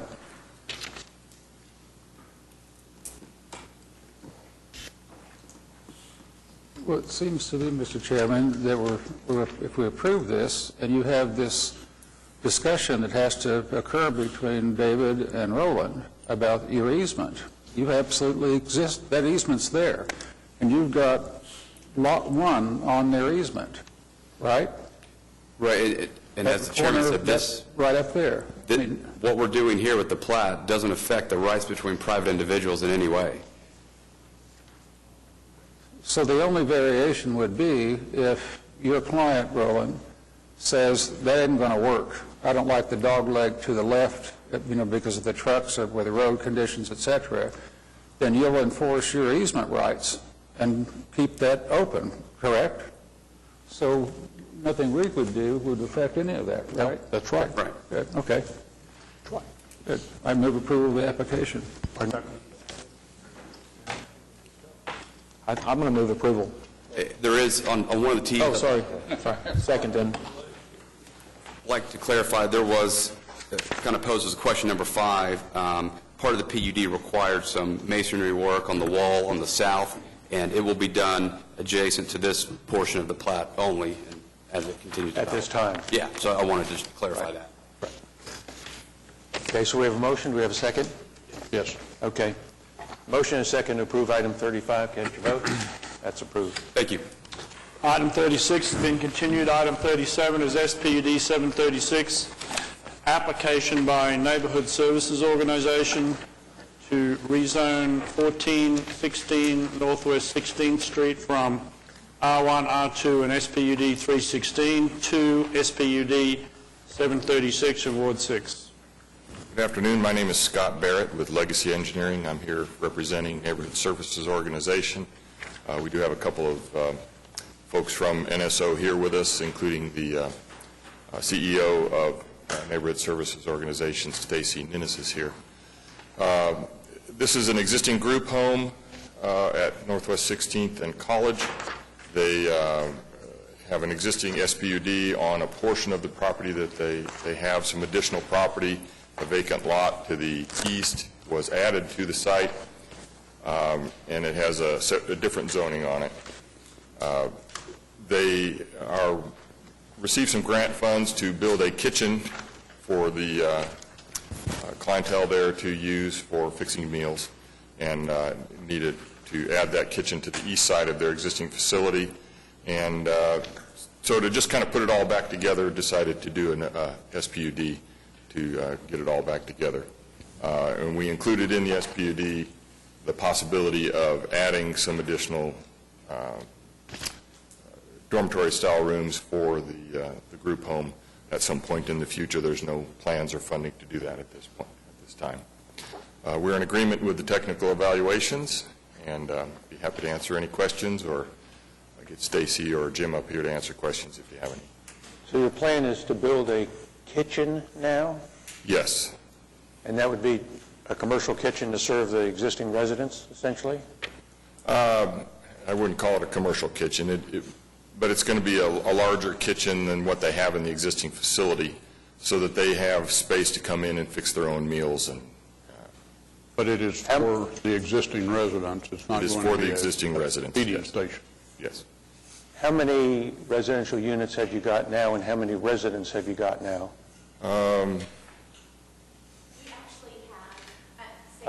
Stacy Ninnis, neighborhood. Give us your name and address, please. Stacy Ninnis, and my address is 8101 South Walker Avenue, Suite C. Okay. And basically, the Carolyn Williams Center now has an emergency shelter, which provides 6 beds, and then we have a transitional living program in the same facility that has a 12-bed facility. So at any point in time, we could have, 18 young men. And so this would be adjacent to our current property, because right now, to feed 18 to 20 boys at one time, it's very difficult in the small quarters that we have. So we received a grant, and then this will be more of a teaching-style kitchen, so they can kind of come in, learn how to cook, and then also we can provide a better way to serve them food than we currently have now. And if you were to add dormitory units later, what do you envision that would be? Well, we actually haven't even started with that planning. We just wanted to kind of get the zoning, the SPUD, before we did all of that. But we're more than happy to work with the Plaza District. We're more than happy to work with the residents there in the community to kind of make sure that the new development really works with the fabric of the current neighborhood. We really want to work with everybody in the neighborhood. What is the limitation now for the number of residents? Right now, it's just the 18. And then that's the max. Can't have any more. No, I mean it's an old motel. We actually partner with the city, and it's through Home Funds, and we did a rehab almost 10 years ago, I think it was, and so we're under the affordability period right now. So we do have specific requirements through that. So each young man has their own room. It's not like an apartment. I understand that. I'm talking about capacity right now. Your capacity is 18. Right. Correct. And how do you, if you build these additional dormitory space, how do you get additional capacity approval? What's the approval process for that? To add to the... Right. Okay. If you were talking about down the road, additional dormitory space, so that means to me additional residents, but you're at your 18 capacity, so you have to somehow get approval And tell us about that approval process to get up your capacity.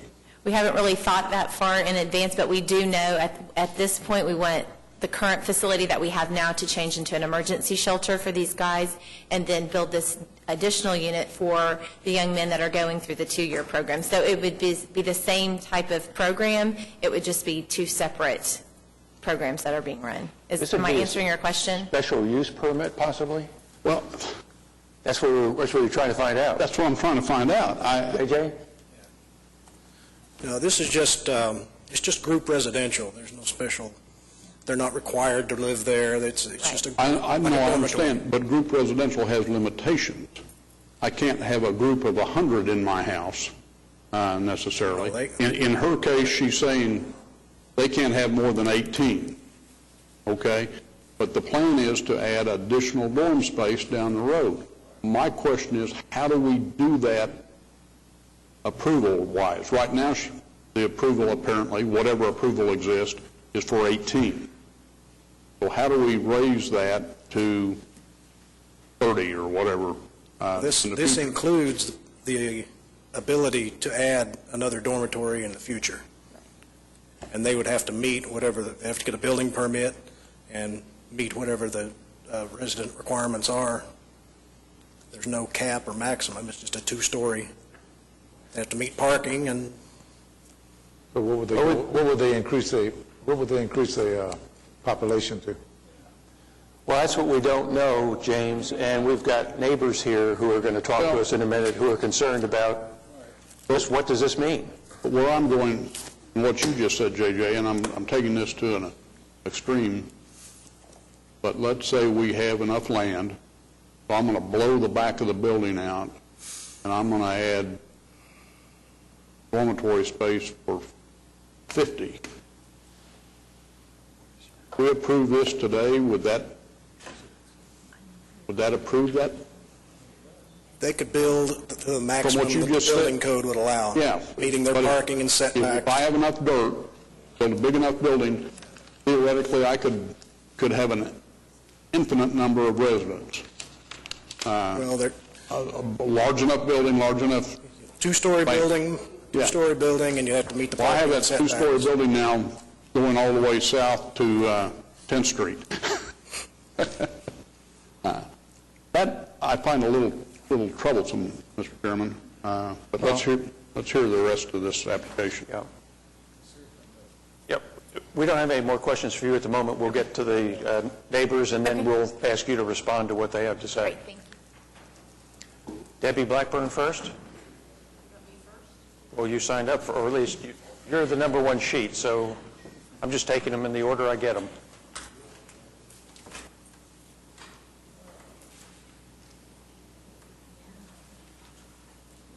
Debbie, if you want to go over here, it's a shorter walk. Bad name, sorry. Pull that down and give us your name and address. Okay, my name is Debbie Blackburn, and I am currently the president of the, what's known as Positively Paseo with Oklahoma City Housing Redevelopment Corporation. We were excited that we were chosen to do redevelopment. We've been working in Paseo for a long time and have a good track record there, to work in the strategic neighborhood initiatives, which Russell and the Planning Commission, the planners put together to do intensive neighborhood work in trying to pull these neighborhoods up. We've done 2 houses now in Class and Tenpin. We just got started in this, but we already have 2. They both sold. They're wonderful. We have real concerns about this being counter to what we were asked to do as a nonprofit redevelopment corporation. Nobody would ever argue with what NSO is trying to do for these young men, but I think going back over time, I don't need to tell you all, you work with this all the time, that a concentration of facilities like this, especially on 16th Street, it's an odd place. We've got the Plaza District, and I know there's concern on the part of the Plaza District people.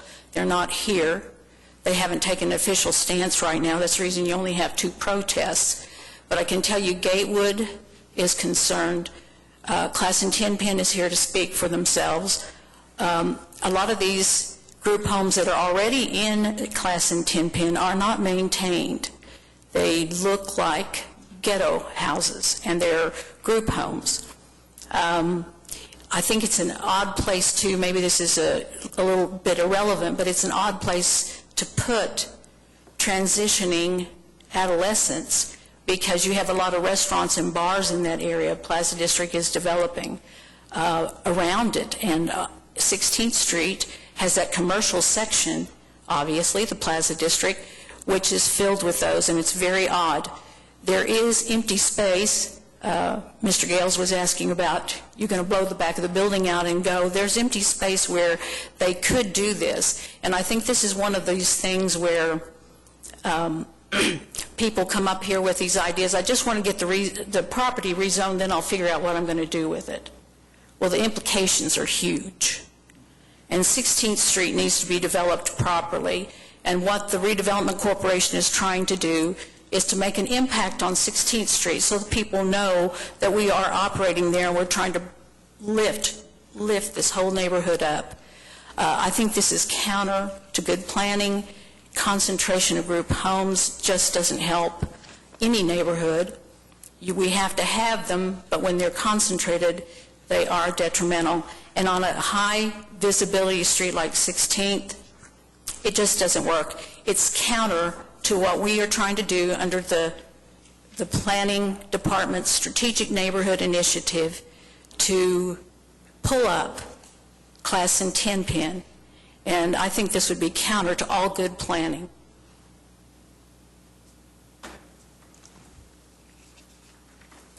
Kristen Bales. Hiding in the back. Give us your name and address, Kristen, please. Kristen Bales, 2228 Northwest 15th Street, Oklahoma City, 73107. The residential development along 16th Street has a profound impact on the progress of the district and the surrounding neighborhood. This vacant lot is an integral part of our neighborhood and a gateway to our commercial district. On behalf of the Plaza District Association, we ask for additional time to meet with the applicant to learn more about the program as well as any design of a future structure. The time that we got notification of this was really not enough time to talk with the other organizations and for our board of directors to even meet to discuss this, and we would just like more information. And even just today I didn't really realize that this was a future plan for the structure, so we would just like to get more details and have a little more understanding of what could go there, as it's so important to 16th Street and to our district. Thank you. Thanks. Jessica Thompson.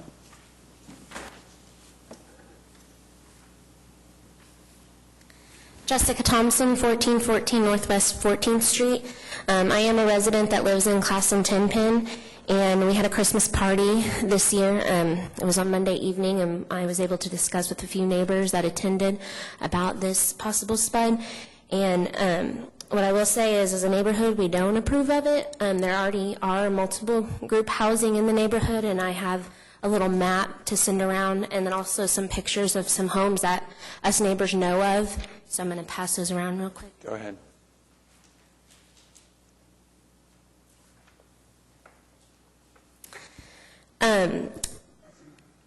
Okay. We don't support more group housing in our neighborhood because, as we see it, we already have more than enough. And with the money being poured into Classen Tenpin and the surrounding area to help revitalize, we feel it will be compromised if there continues to be an outpour of group housing. Often we see many people walking the streets, and the housing or complexes are not maintained in a welcoming manner. Some pictures will show. I believe it brings down the property values, as no one wants to live next to these homes where people are often seen coming and going. It is as bad as a nuisance as seeing people come and go from a suspected drug home, so you get a lot of traffic. I think it defeats the city's purpose in trying to revitalize an area that has been seen in a negative manner for so long. I do not support the rezoning of the property on Northwest 16th Street, and I think it defeats the city's purpose and what they are trying to accomplish with the Strong Neighborhoods Initiative. And then, let's see, when we tried to reach out to the Caroline Williams Center earlier this year by asking them to pass out some neighborhood newsletters along with neighbors. And I was told by a resident that quite a few of the residents threw those newsletters away, and we had about 1,200 newsletters made, as that's about how many houses are in our neighborhood, and I don't know how many were actually delivered, so that kind of just rubbed us, as a neighborhood association, it rubbed us the wrong way, that they were dishonest and didn't deliver those for us. And I will also mention that we don't agree with the building materials that can be used with this proposed property, as they will not blend in with the rest of the neighborhood. And this is a historical area, and I believe it is important for future generations to be able to recognize and be able to distinguish that and preserve what we do have. Thank you. Renata. My name is Renata Wigan. I live at 301 Northwest 18th Street. I've been a member of Positively Paseo for over 15 years, and we've all been very proud that the city has asked us to work on Class and 10 Penn in their strategic neighborhood initiative. And I must say, the first time we had an open house, we had 60 visitors for people who might be interested in moving there. And if this, we have another house on the way, and to have that maybe not be so attractive anymore if there are too many group homes, I think that would defeat the purpose why we're there. Thank you.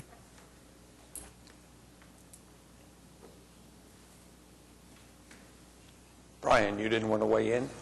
On the parks. Okay. Just checking.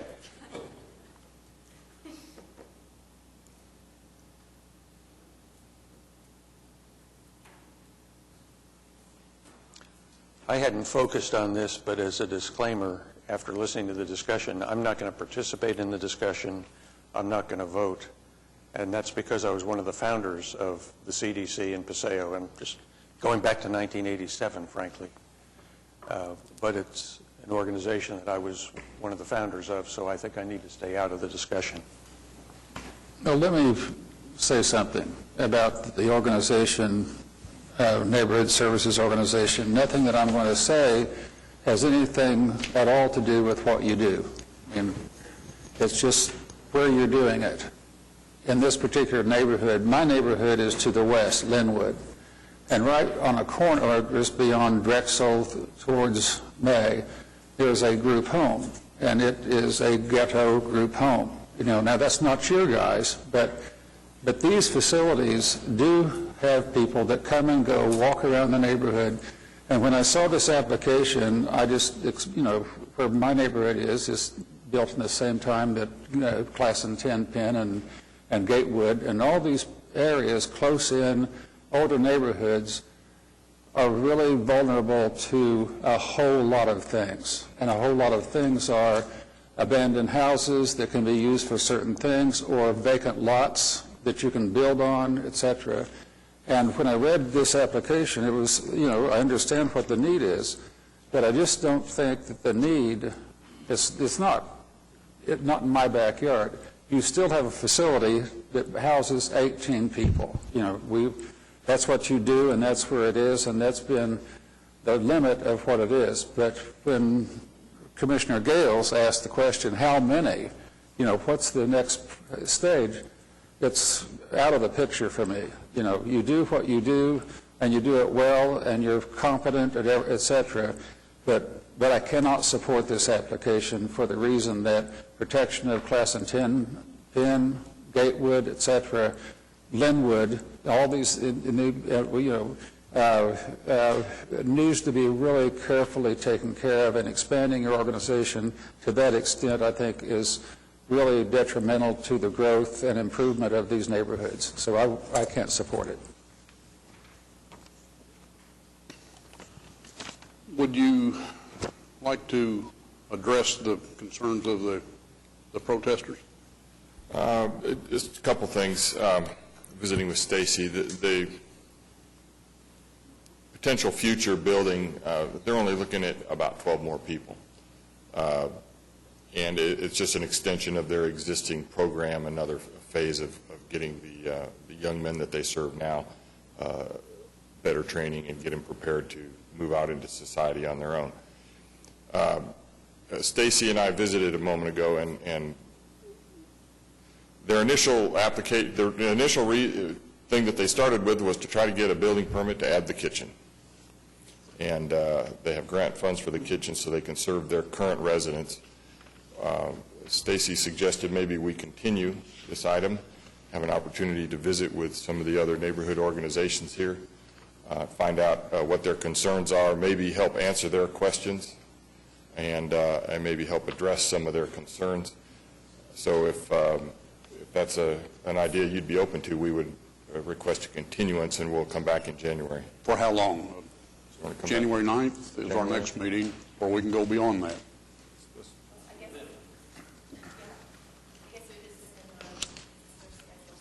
Yeah, we got the holidays in between. Let's put it more toward the end of January. Our 23rd? January 23rd? January 23rd would be fine. Is there a motion for that? I move that we continue this item to January 23rd meeting. Any comment? Please record your votes.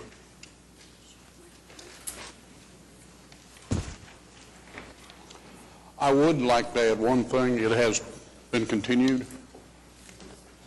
In that discussion, you might consider your application as it is, limiting it to its present residency capacity of 18, and it might, build the kitchen, get it the way you want it, but leave it at 18, and that might go over better with this commission. I understand. Thank you.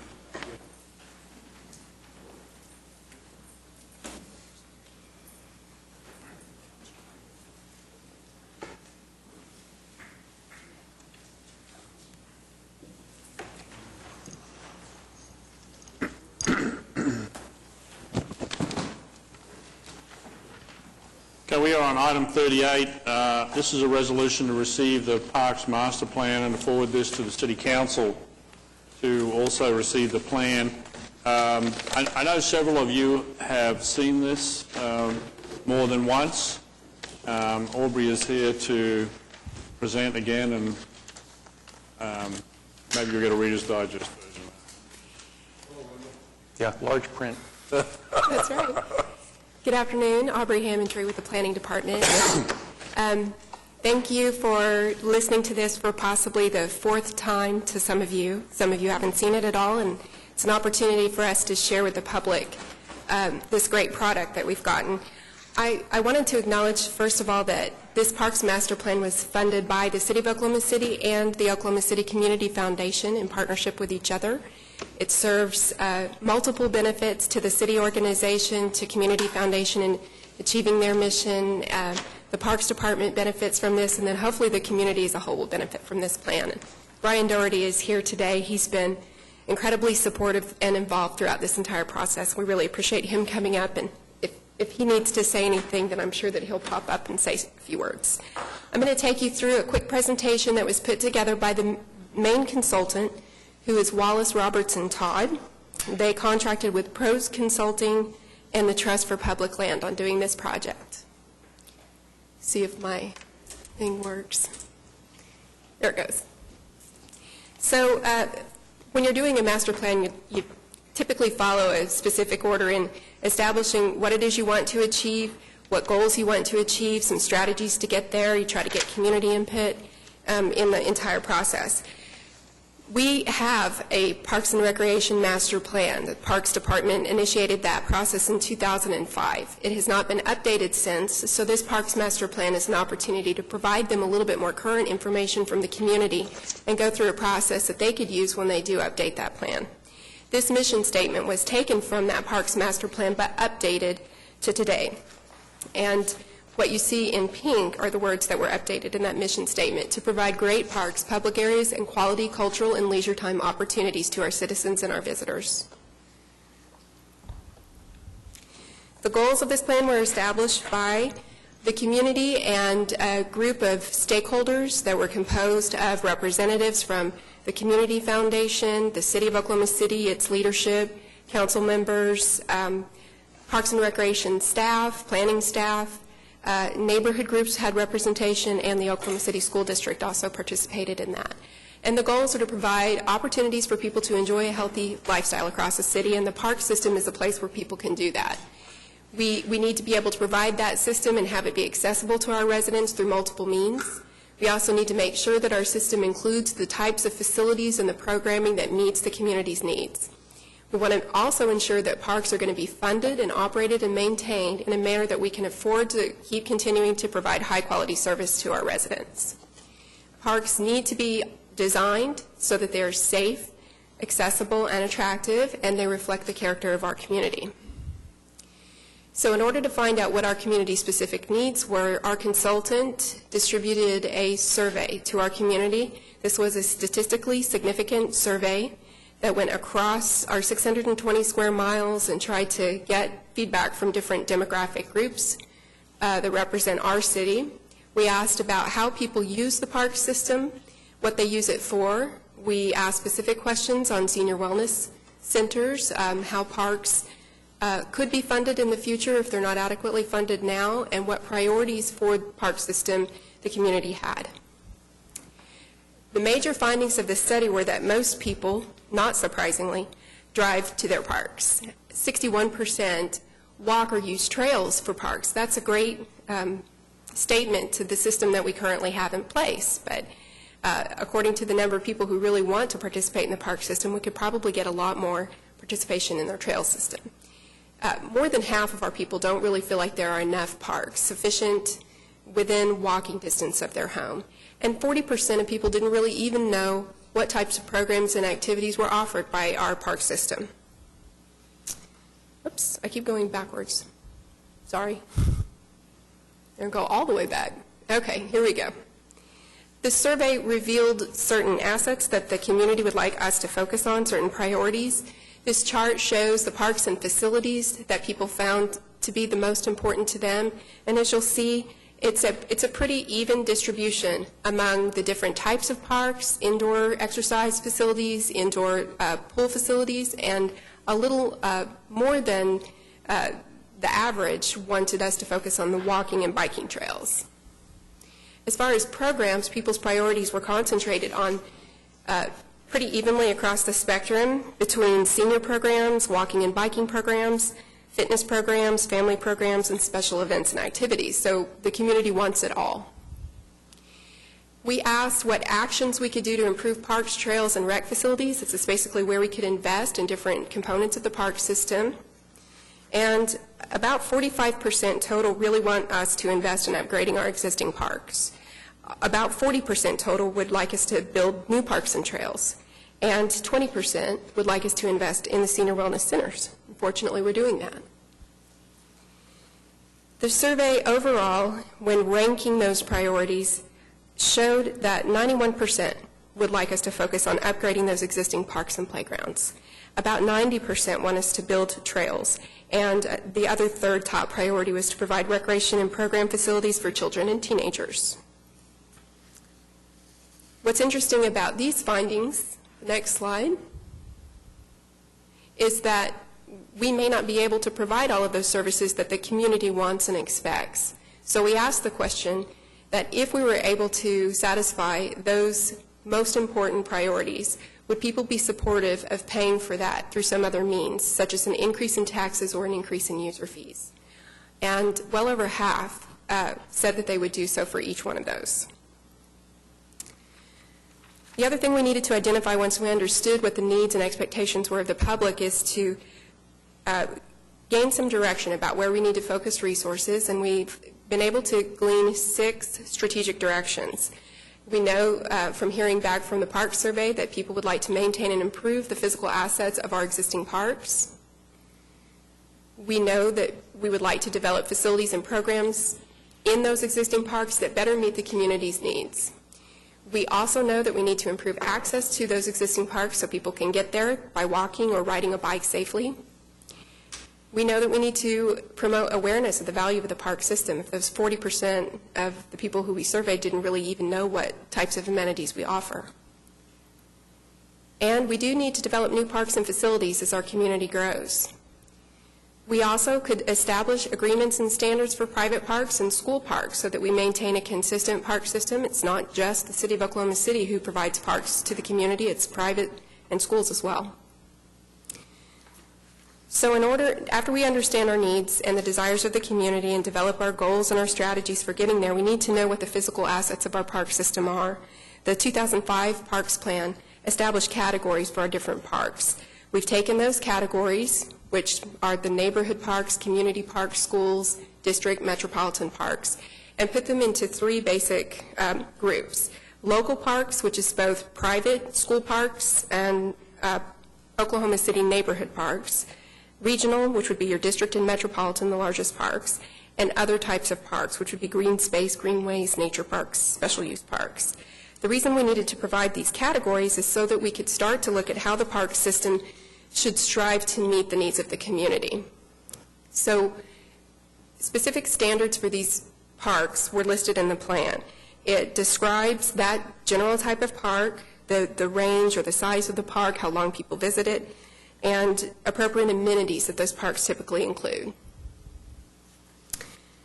So in order to understand how people use the park system of those various scales and types of parks, we need to look at where people physically are and where they live in Oklahoma City. Our current population is shown on this map, and as we all know, our population is most dense in the central part of the city, and as we move towards the edges of our city limits, our population gets less and less dense. So this map shows with the darker color where the population exists. We also know by looking at population projections and growth patterns where our future population will possibly go. And what this map shows with the darker shades of blue, this is where populations are expected to increase. The shades of orange project where populations will decrease. So this is in the inverse, it's exactly the opposite of where our existing park system exists. So we know there's going to be a demand for park services as the populations start to increase towards the edges of our community. So in order to be able to budget for that and establish certain standards for the parks, we need to be able to provide a certain level of service and an expectation the community can have by establishing these level of service tiers. And there are 4 tiers: the central city, our urban area, the area that is expected to grow but still be urban, and outside of that, our rural area. Backwards again. And for these areas of the city, we're establishing what type of expectations and standards can help us plan for future park needs and to meet service levels. So within each of these classifications, we look at the local parks, regional parks, and trails, and start to set some goals and expectations for how people would access them, if they would walk or if they would drive, and how long it would take to get to those locations. So based on these service standards, we wanted to see what we had in our city and where we might have gaps in those systems. So we looked at the existing park and sidewalk access. This map is a little bit busy, hard to read, but in blue it shows areas that have good access and coverage to those local parks. The small red circles that you see are where there are gaps in the access of the local sidewalk system in order for existing neighborhoods that are around them to get to their park. So what this shows is that we could increase the use of those neighborhood parks by people who want to walk to them from 18% to 48% of our population if we were able to fill those gaps. The same process was done for regional parks. Regional parks primarily are parks that people will drive to, so we do have a good existing access to our regional park system. But we do know that as the population increases out in those outlying areas, we may not eventually have enough regional parks to serve those populations. So our consultant identified large areas in the city that we might want to keep our eye on for future regional parks. The analysis also looked at access to off-street trails. Since we do have a good trail system in Oklahoma City, this is a very general way to try to connect that trail system even more and to provide people good access to get to those trails, to the trailhead or to any point along the trail. So this shows that if you can connect that system, that you can increase from 51% to 71% of the access to those existing trails. So in order to implement all of these ideas and actions, they helped us put together this framework for implementation and action plan. This action plan focuses on those 6 strategic directions that we outlined before. And under each strategic direction, the action plan provides the specific direction and a rationale for that direction, and then the steps that the city and other partners can take to make sure that that action comes to fruition. It also provides an action table, which provides a little bit more specificity about the type or the method of action needed to implement that step, who would be responsible for implementing it and monitoring it, who those groups might be we would need to reach out to and partner with in order to get it done, potential funding sources for it, and measures that we can use to gauge how well we are implementing that plan. The other thing is to suggest a time frame. This is based on priorities of projects that we would need to accomplish it within. The last few sections of the Parks Master Plan are looking at how we would compare to other cities. They did a benchmarking exercise looking at Oklahoma City compared to our peers, and Oklahoma City doesn't spend as much money as some of the best parks systems in other peer cities. Knowing that our city operates primarily on sales tax revenue, that's not surprising. We do have a very large city, and we don't have other sources like property tax to pull from to fund our park system. So knowing that, the parks consultants helped us develop some strategies for different funding sources that we could start to seek, and we want to make sure that we have and maintain some financial sustainability in that system so that we can take our park system to the next level, and as our city continues to grow, we'll be able to provide quality park service. They also looked at different scenarios. If funding stays the same as what we have right now, will we be able to meet the needs that the community expressed in the survey and through this parks process? And the answer in that scenario is no. The answer to a scenario or proposal that if we take an incremental increase in our Parks Department's budget of 5% a year, that we might be able to get up into the median category compared to our peer cities in order to meet the community's needs. Scenario C is trying to project how much it would take in order to meet all of the needs and meet all of the expectations of the community. This would take a lot more capital investment. It would take partnerships and programs and several different types of funding strategies. Excuse me, Aubrey, has there been any analysis of or suggestions of what choice C would actually entail? I believe that the scenarios in the plan go into a little bit of detail about different sources for funding and how much funding that is. It actually has a chart that lists the actual costs for maintenance and operations in those scenarios, so we can see what the gap is and makes recommendations for how to meet the gap. Okay. Thank you. This plan also tried to recommend some maintenance guidelines for our park system to make sure that the parks we have can be maintained in an efficient and effective way. The Parks Department does have a large task at hand to maintain all of the parks in the system, and that will just grow as we develop new parks. So setting some standards for maintenance and making sure that those standards are consistent between our parks and private parks and school parks will ensure that everybody has an equal and safe park system as far as design and maintenance. And key to this process is understanding who our partners are, who uses and values the park system in the community. So this plan is providing us with a list of recommendations for organizations and groups that might be able to assist us in meeting some of these unmet needs. It suggests that we might consider establishing a park conservancy. This is something that's done in many other cities, and we certainly have a good history that they're suggesting we name it the Dunn's Parks Conservancy based on some of our founding planners for the park system. It's also suggesting that we reach out and strengthen our partnerships that we have currently with the school districts, City County Health Department, Public Works, and making sure that everybody is on the same page and moving toward implementation of the plan. The Community Foundation also has a subset group that could start to work on implementing some of the strategies and priorities in this plan. And we also want to make sure that we coordinate with advocacy groups in the public so that we can start to increase and raise awareness of the value of our park system and get everybody to work together in this goal. So with that, if you have any questions, I'd be happy to try to answer them, and Brian Doherty is also here too. Commissioners? Brian, come on up. Tell everyone who you are. Brian Doherty, 3804 Northwest 69th, Oklahoma City. I am a landscape architect and horticulturalist with the Oklahoma City Community Foundation. And I think you've been here for a long time. I'd just like to make a few points. You know, over the last 20 years, the Oklahoma City Community Foundation, through the Margaret Annis Boyce Trust, has invested well over $800,000 directly into our park system. Most of them are planting trees and all in the park system.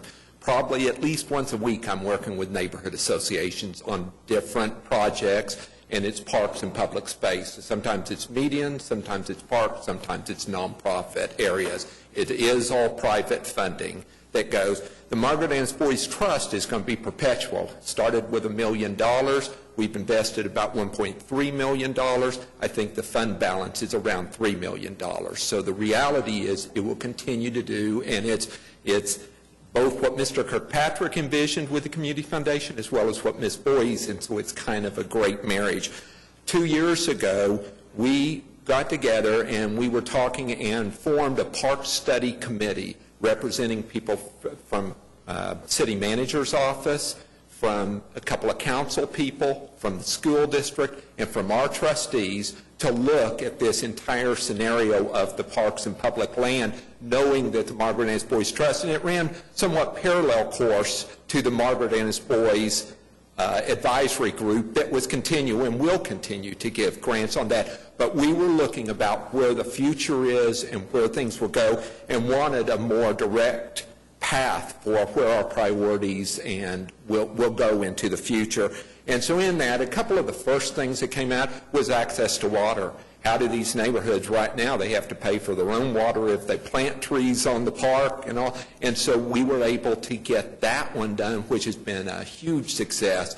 Another thing was, how do we go in and get some kind of plans so that if a neighborhood wants to, how do you do it so you're in total compliance with the city standards, but you're not just taking shots in the dark hoping that you can get this done? And what is appropriate for this size of park? If it's a neighborhood park, is it appropriate to have a soccer field? Is it appropriate to have, you know, what will be? So the best way to get there is to get a plan. We turned around and encouraged and put up half the money for the plan for the partner with the city. Now the plan is out, and what we are hoping to do is take this plan and get into some of the implementations that we will do. We have had a couple of meetings in the last month talking about where this is. There is a Parks Foundation that we have activated at the Community Foundation, looking about what its structure will be, because I think in the future it's about public-private partnership, but on the philanthropic end, you have to know where you're putting the money, and you have to know that you can be accountable. And I think that this is the step in that direction that the Park Study Committee took. And we would ask your support on this. This will go on to the City Council, and then we will be looking at what part the city plays in this and what part the Community Foundation and philanthropic plays for the betterment of the city. Thank you. Brian, thank you. Any questions of Brian? Well, we need a resolution to receive this plan and then to send it on to City Council. Move the resolution. Okay, we have a motion and a second to approve a resolution. Cast your votes, and it's approved. Thank you, Aubrey, and thank you, Brian. That concludes the public hearing items. Planning Commission committees, Planning Commission members, any discussion? Happy holidays to all. We need to adopt the meeting schedule for 2014. I have two thoughts. One, that we maybe reinstate the second meeting in June. The reason is we had that September meeting this year that went to 8 o'clock or so in the evening because of a buildup of cases. So that would be one thought. And the other would just be a request to staff as we get to September, if there's a way to spread out some backlog over the 2 September meetings rather than having them all hit the first one, if there are some that are more urgent than others, and if we can get applicants to agree. I mean, I'm not suggesting that we do a cutoff or anything like that or do anything arbitrary, but if we could get some of the applicants to allow us to push some items to the second meeting in September, maybe that would even things out more as well. So, other thoughts on the calendar?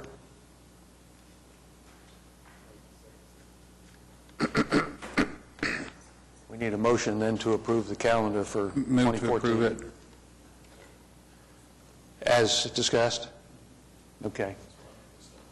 That's what you meant to say? Good. Okay, we have a motion to adopt the 2014 calendar as discussed. Cast your votes. And that's adopted. Planning Department, Russell? Well, the first thing I'd like to do is to thank Aubrey and Brian for all their help on their direction on the Parks Master Plan. Aubrey did a phenomenal job on that, as she does on everything, and for that, I'm going to make a blush now. And for that reason, Aubrey has been appointed the interim planning director. So she'll be undertaking that function until such time as they discover that I'm irreplaceable, and in their national search. But we'll have an international search, Russell. We're going to see if there's anyone from New Mexico that's interested.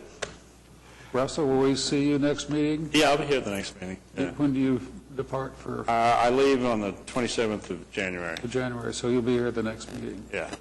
Good. I may not be on the 24th. I'm leaving. Australia. Maybe you weren't at the last meeting. Jimmy, we don't know how you missed that.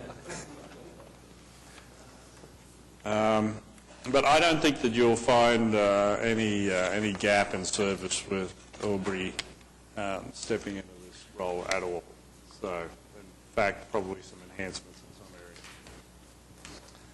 some areas. So I won't say anything more until the next meeting, but that next meeting we'll also have a study session where we'll be talking about the Downtown Strategic Initiative. You'll have an opportunity there to hear from Ian Colgan, who we hired a couple of months ago, and Ian is in charge of the Urban Redevelopment Division and has hit the ground running. He's a really excellent urban planner, great thinker, and an excellent manager. So you'll get to see some of that when he presents the DSI. And then we'll also have staff present on demographic trends as well, what's going on in the city, as an informational item, but also as a precursor to further deliberation on the comprehensive plan. I'll have some questions then, if not. Yeah, well, that stuff is always interesting, particularly to us. Anything else? Nope. Development Services? Whoa, JJ, sit up. That doesn't happen. Not much. Staff has been working with Chairman Yokel on a new format for your staff reports that you get in your packet that we hope will give you a lot more information, organize it a little better, and we're going to start rotating those in with the next packet. So we probably won't have time to go back and get all the continued cases, change those, but as the new ones come in, they'll be in this new format. So it's not completely different, but it is an improvement. Thank you for working with me. Do you want all those books back that we don't want? Yeah. Yeah, the applicant might like those for council. Yeah. Okay, citizens to be heard. Pardon me? I know, but we're leaving the citizens to be heard if they want to leave. We are going to go into executive session, so we'll need a motion to do that. Okay, we have a motion second to go into executive session. Cast your votes. And I'm assuming we should leave this room.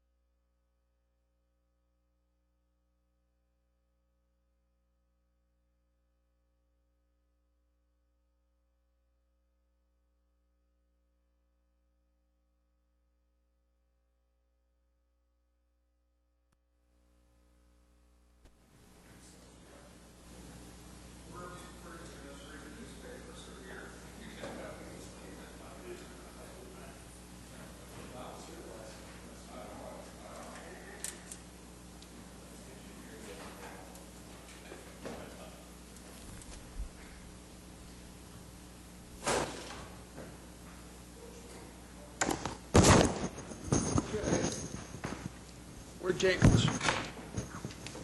Go get James. Wandering around.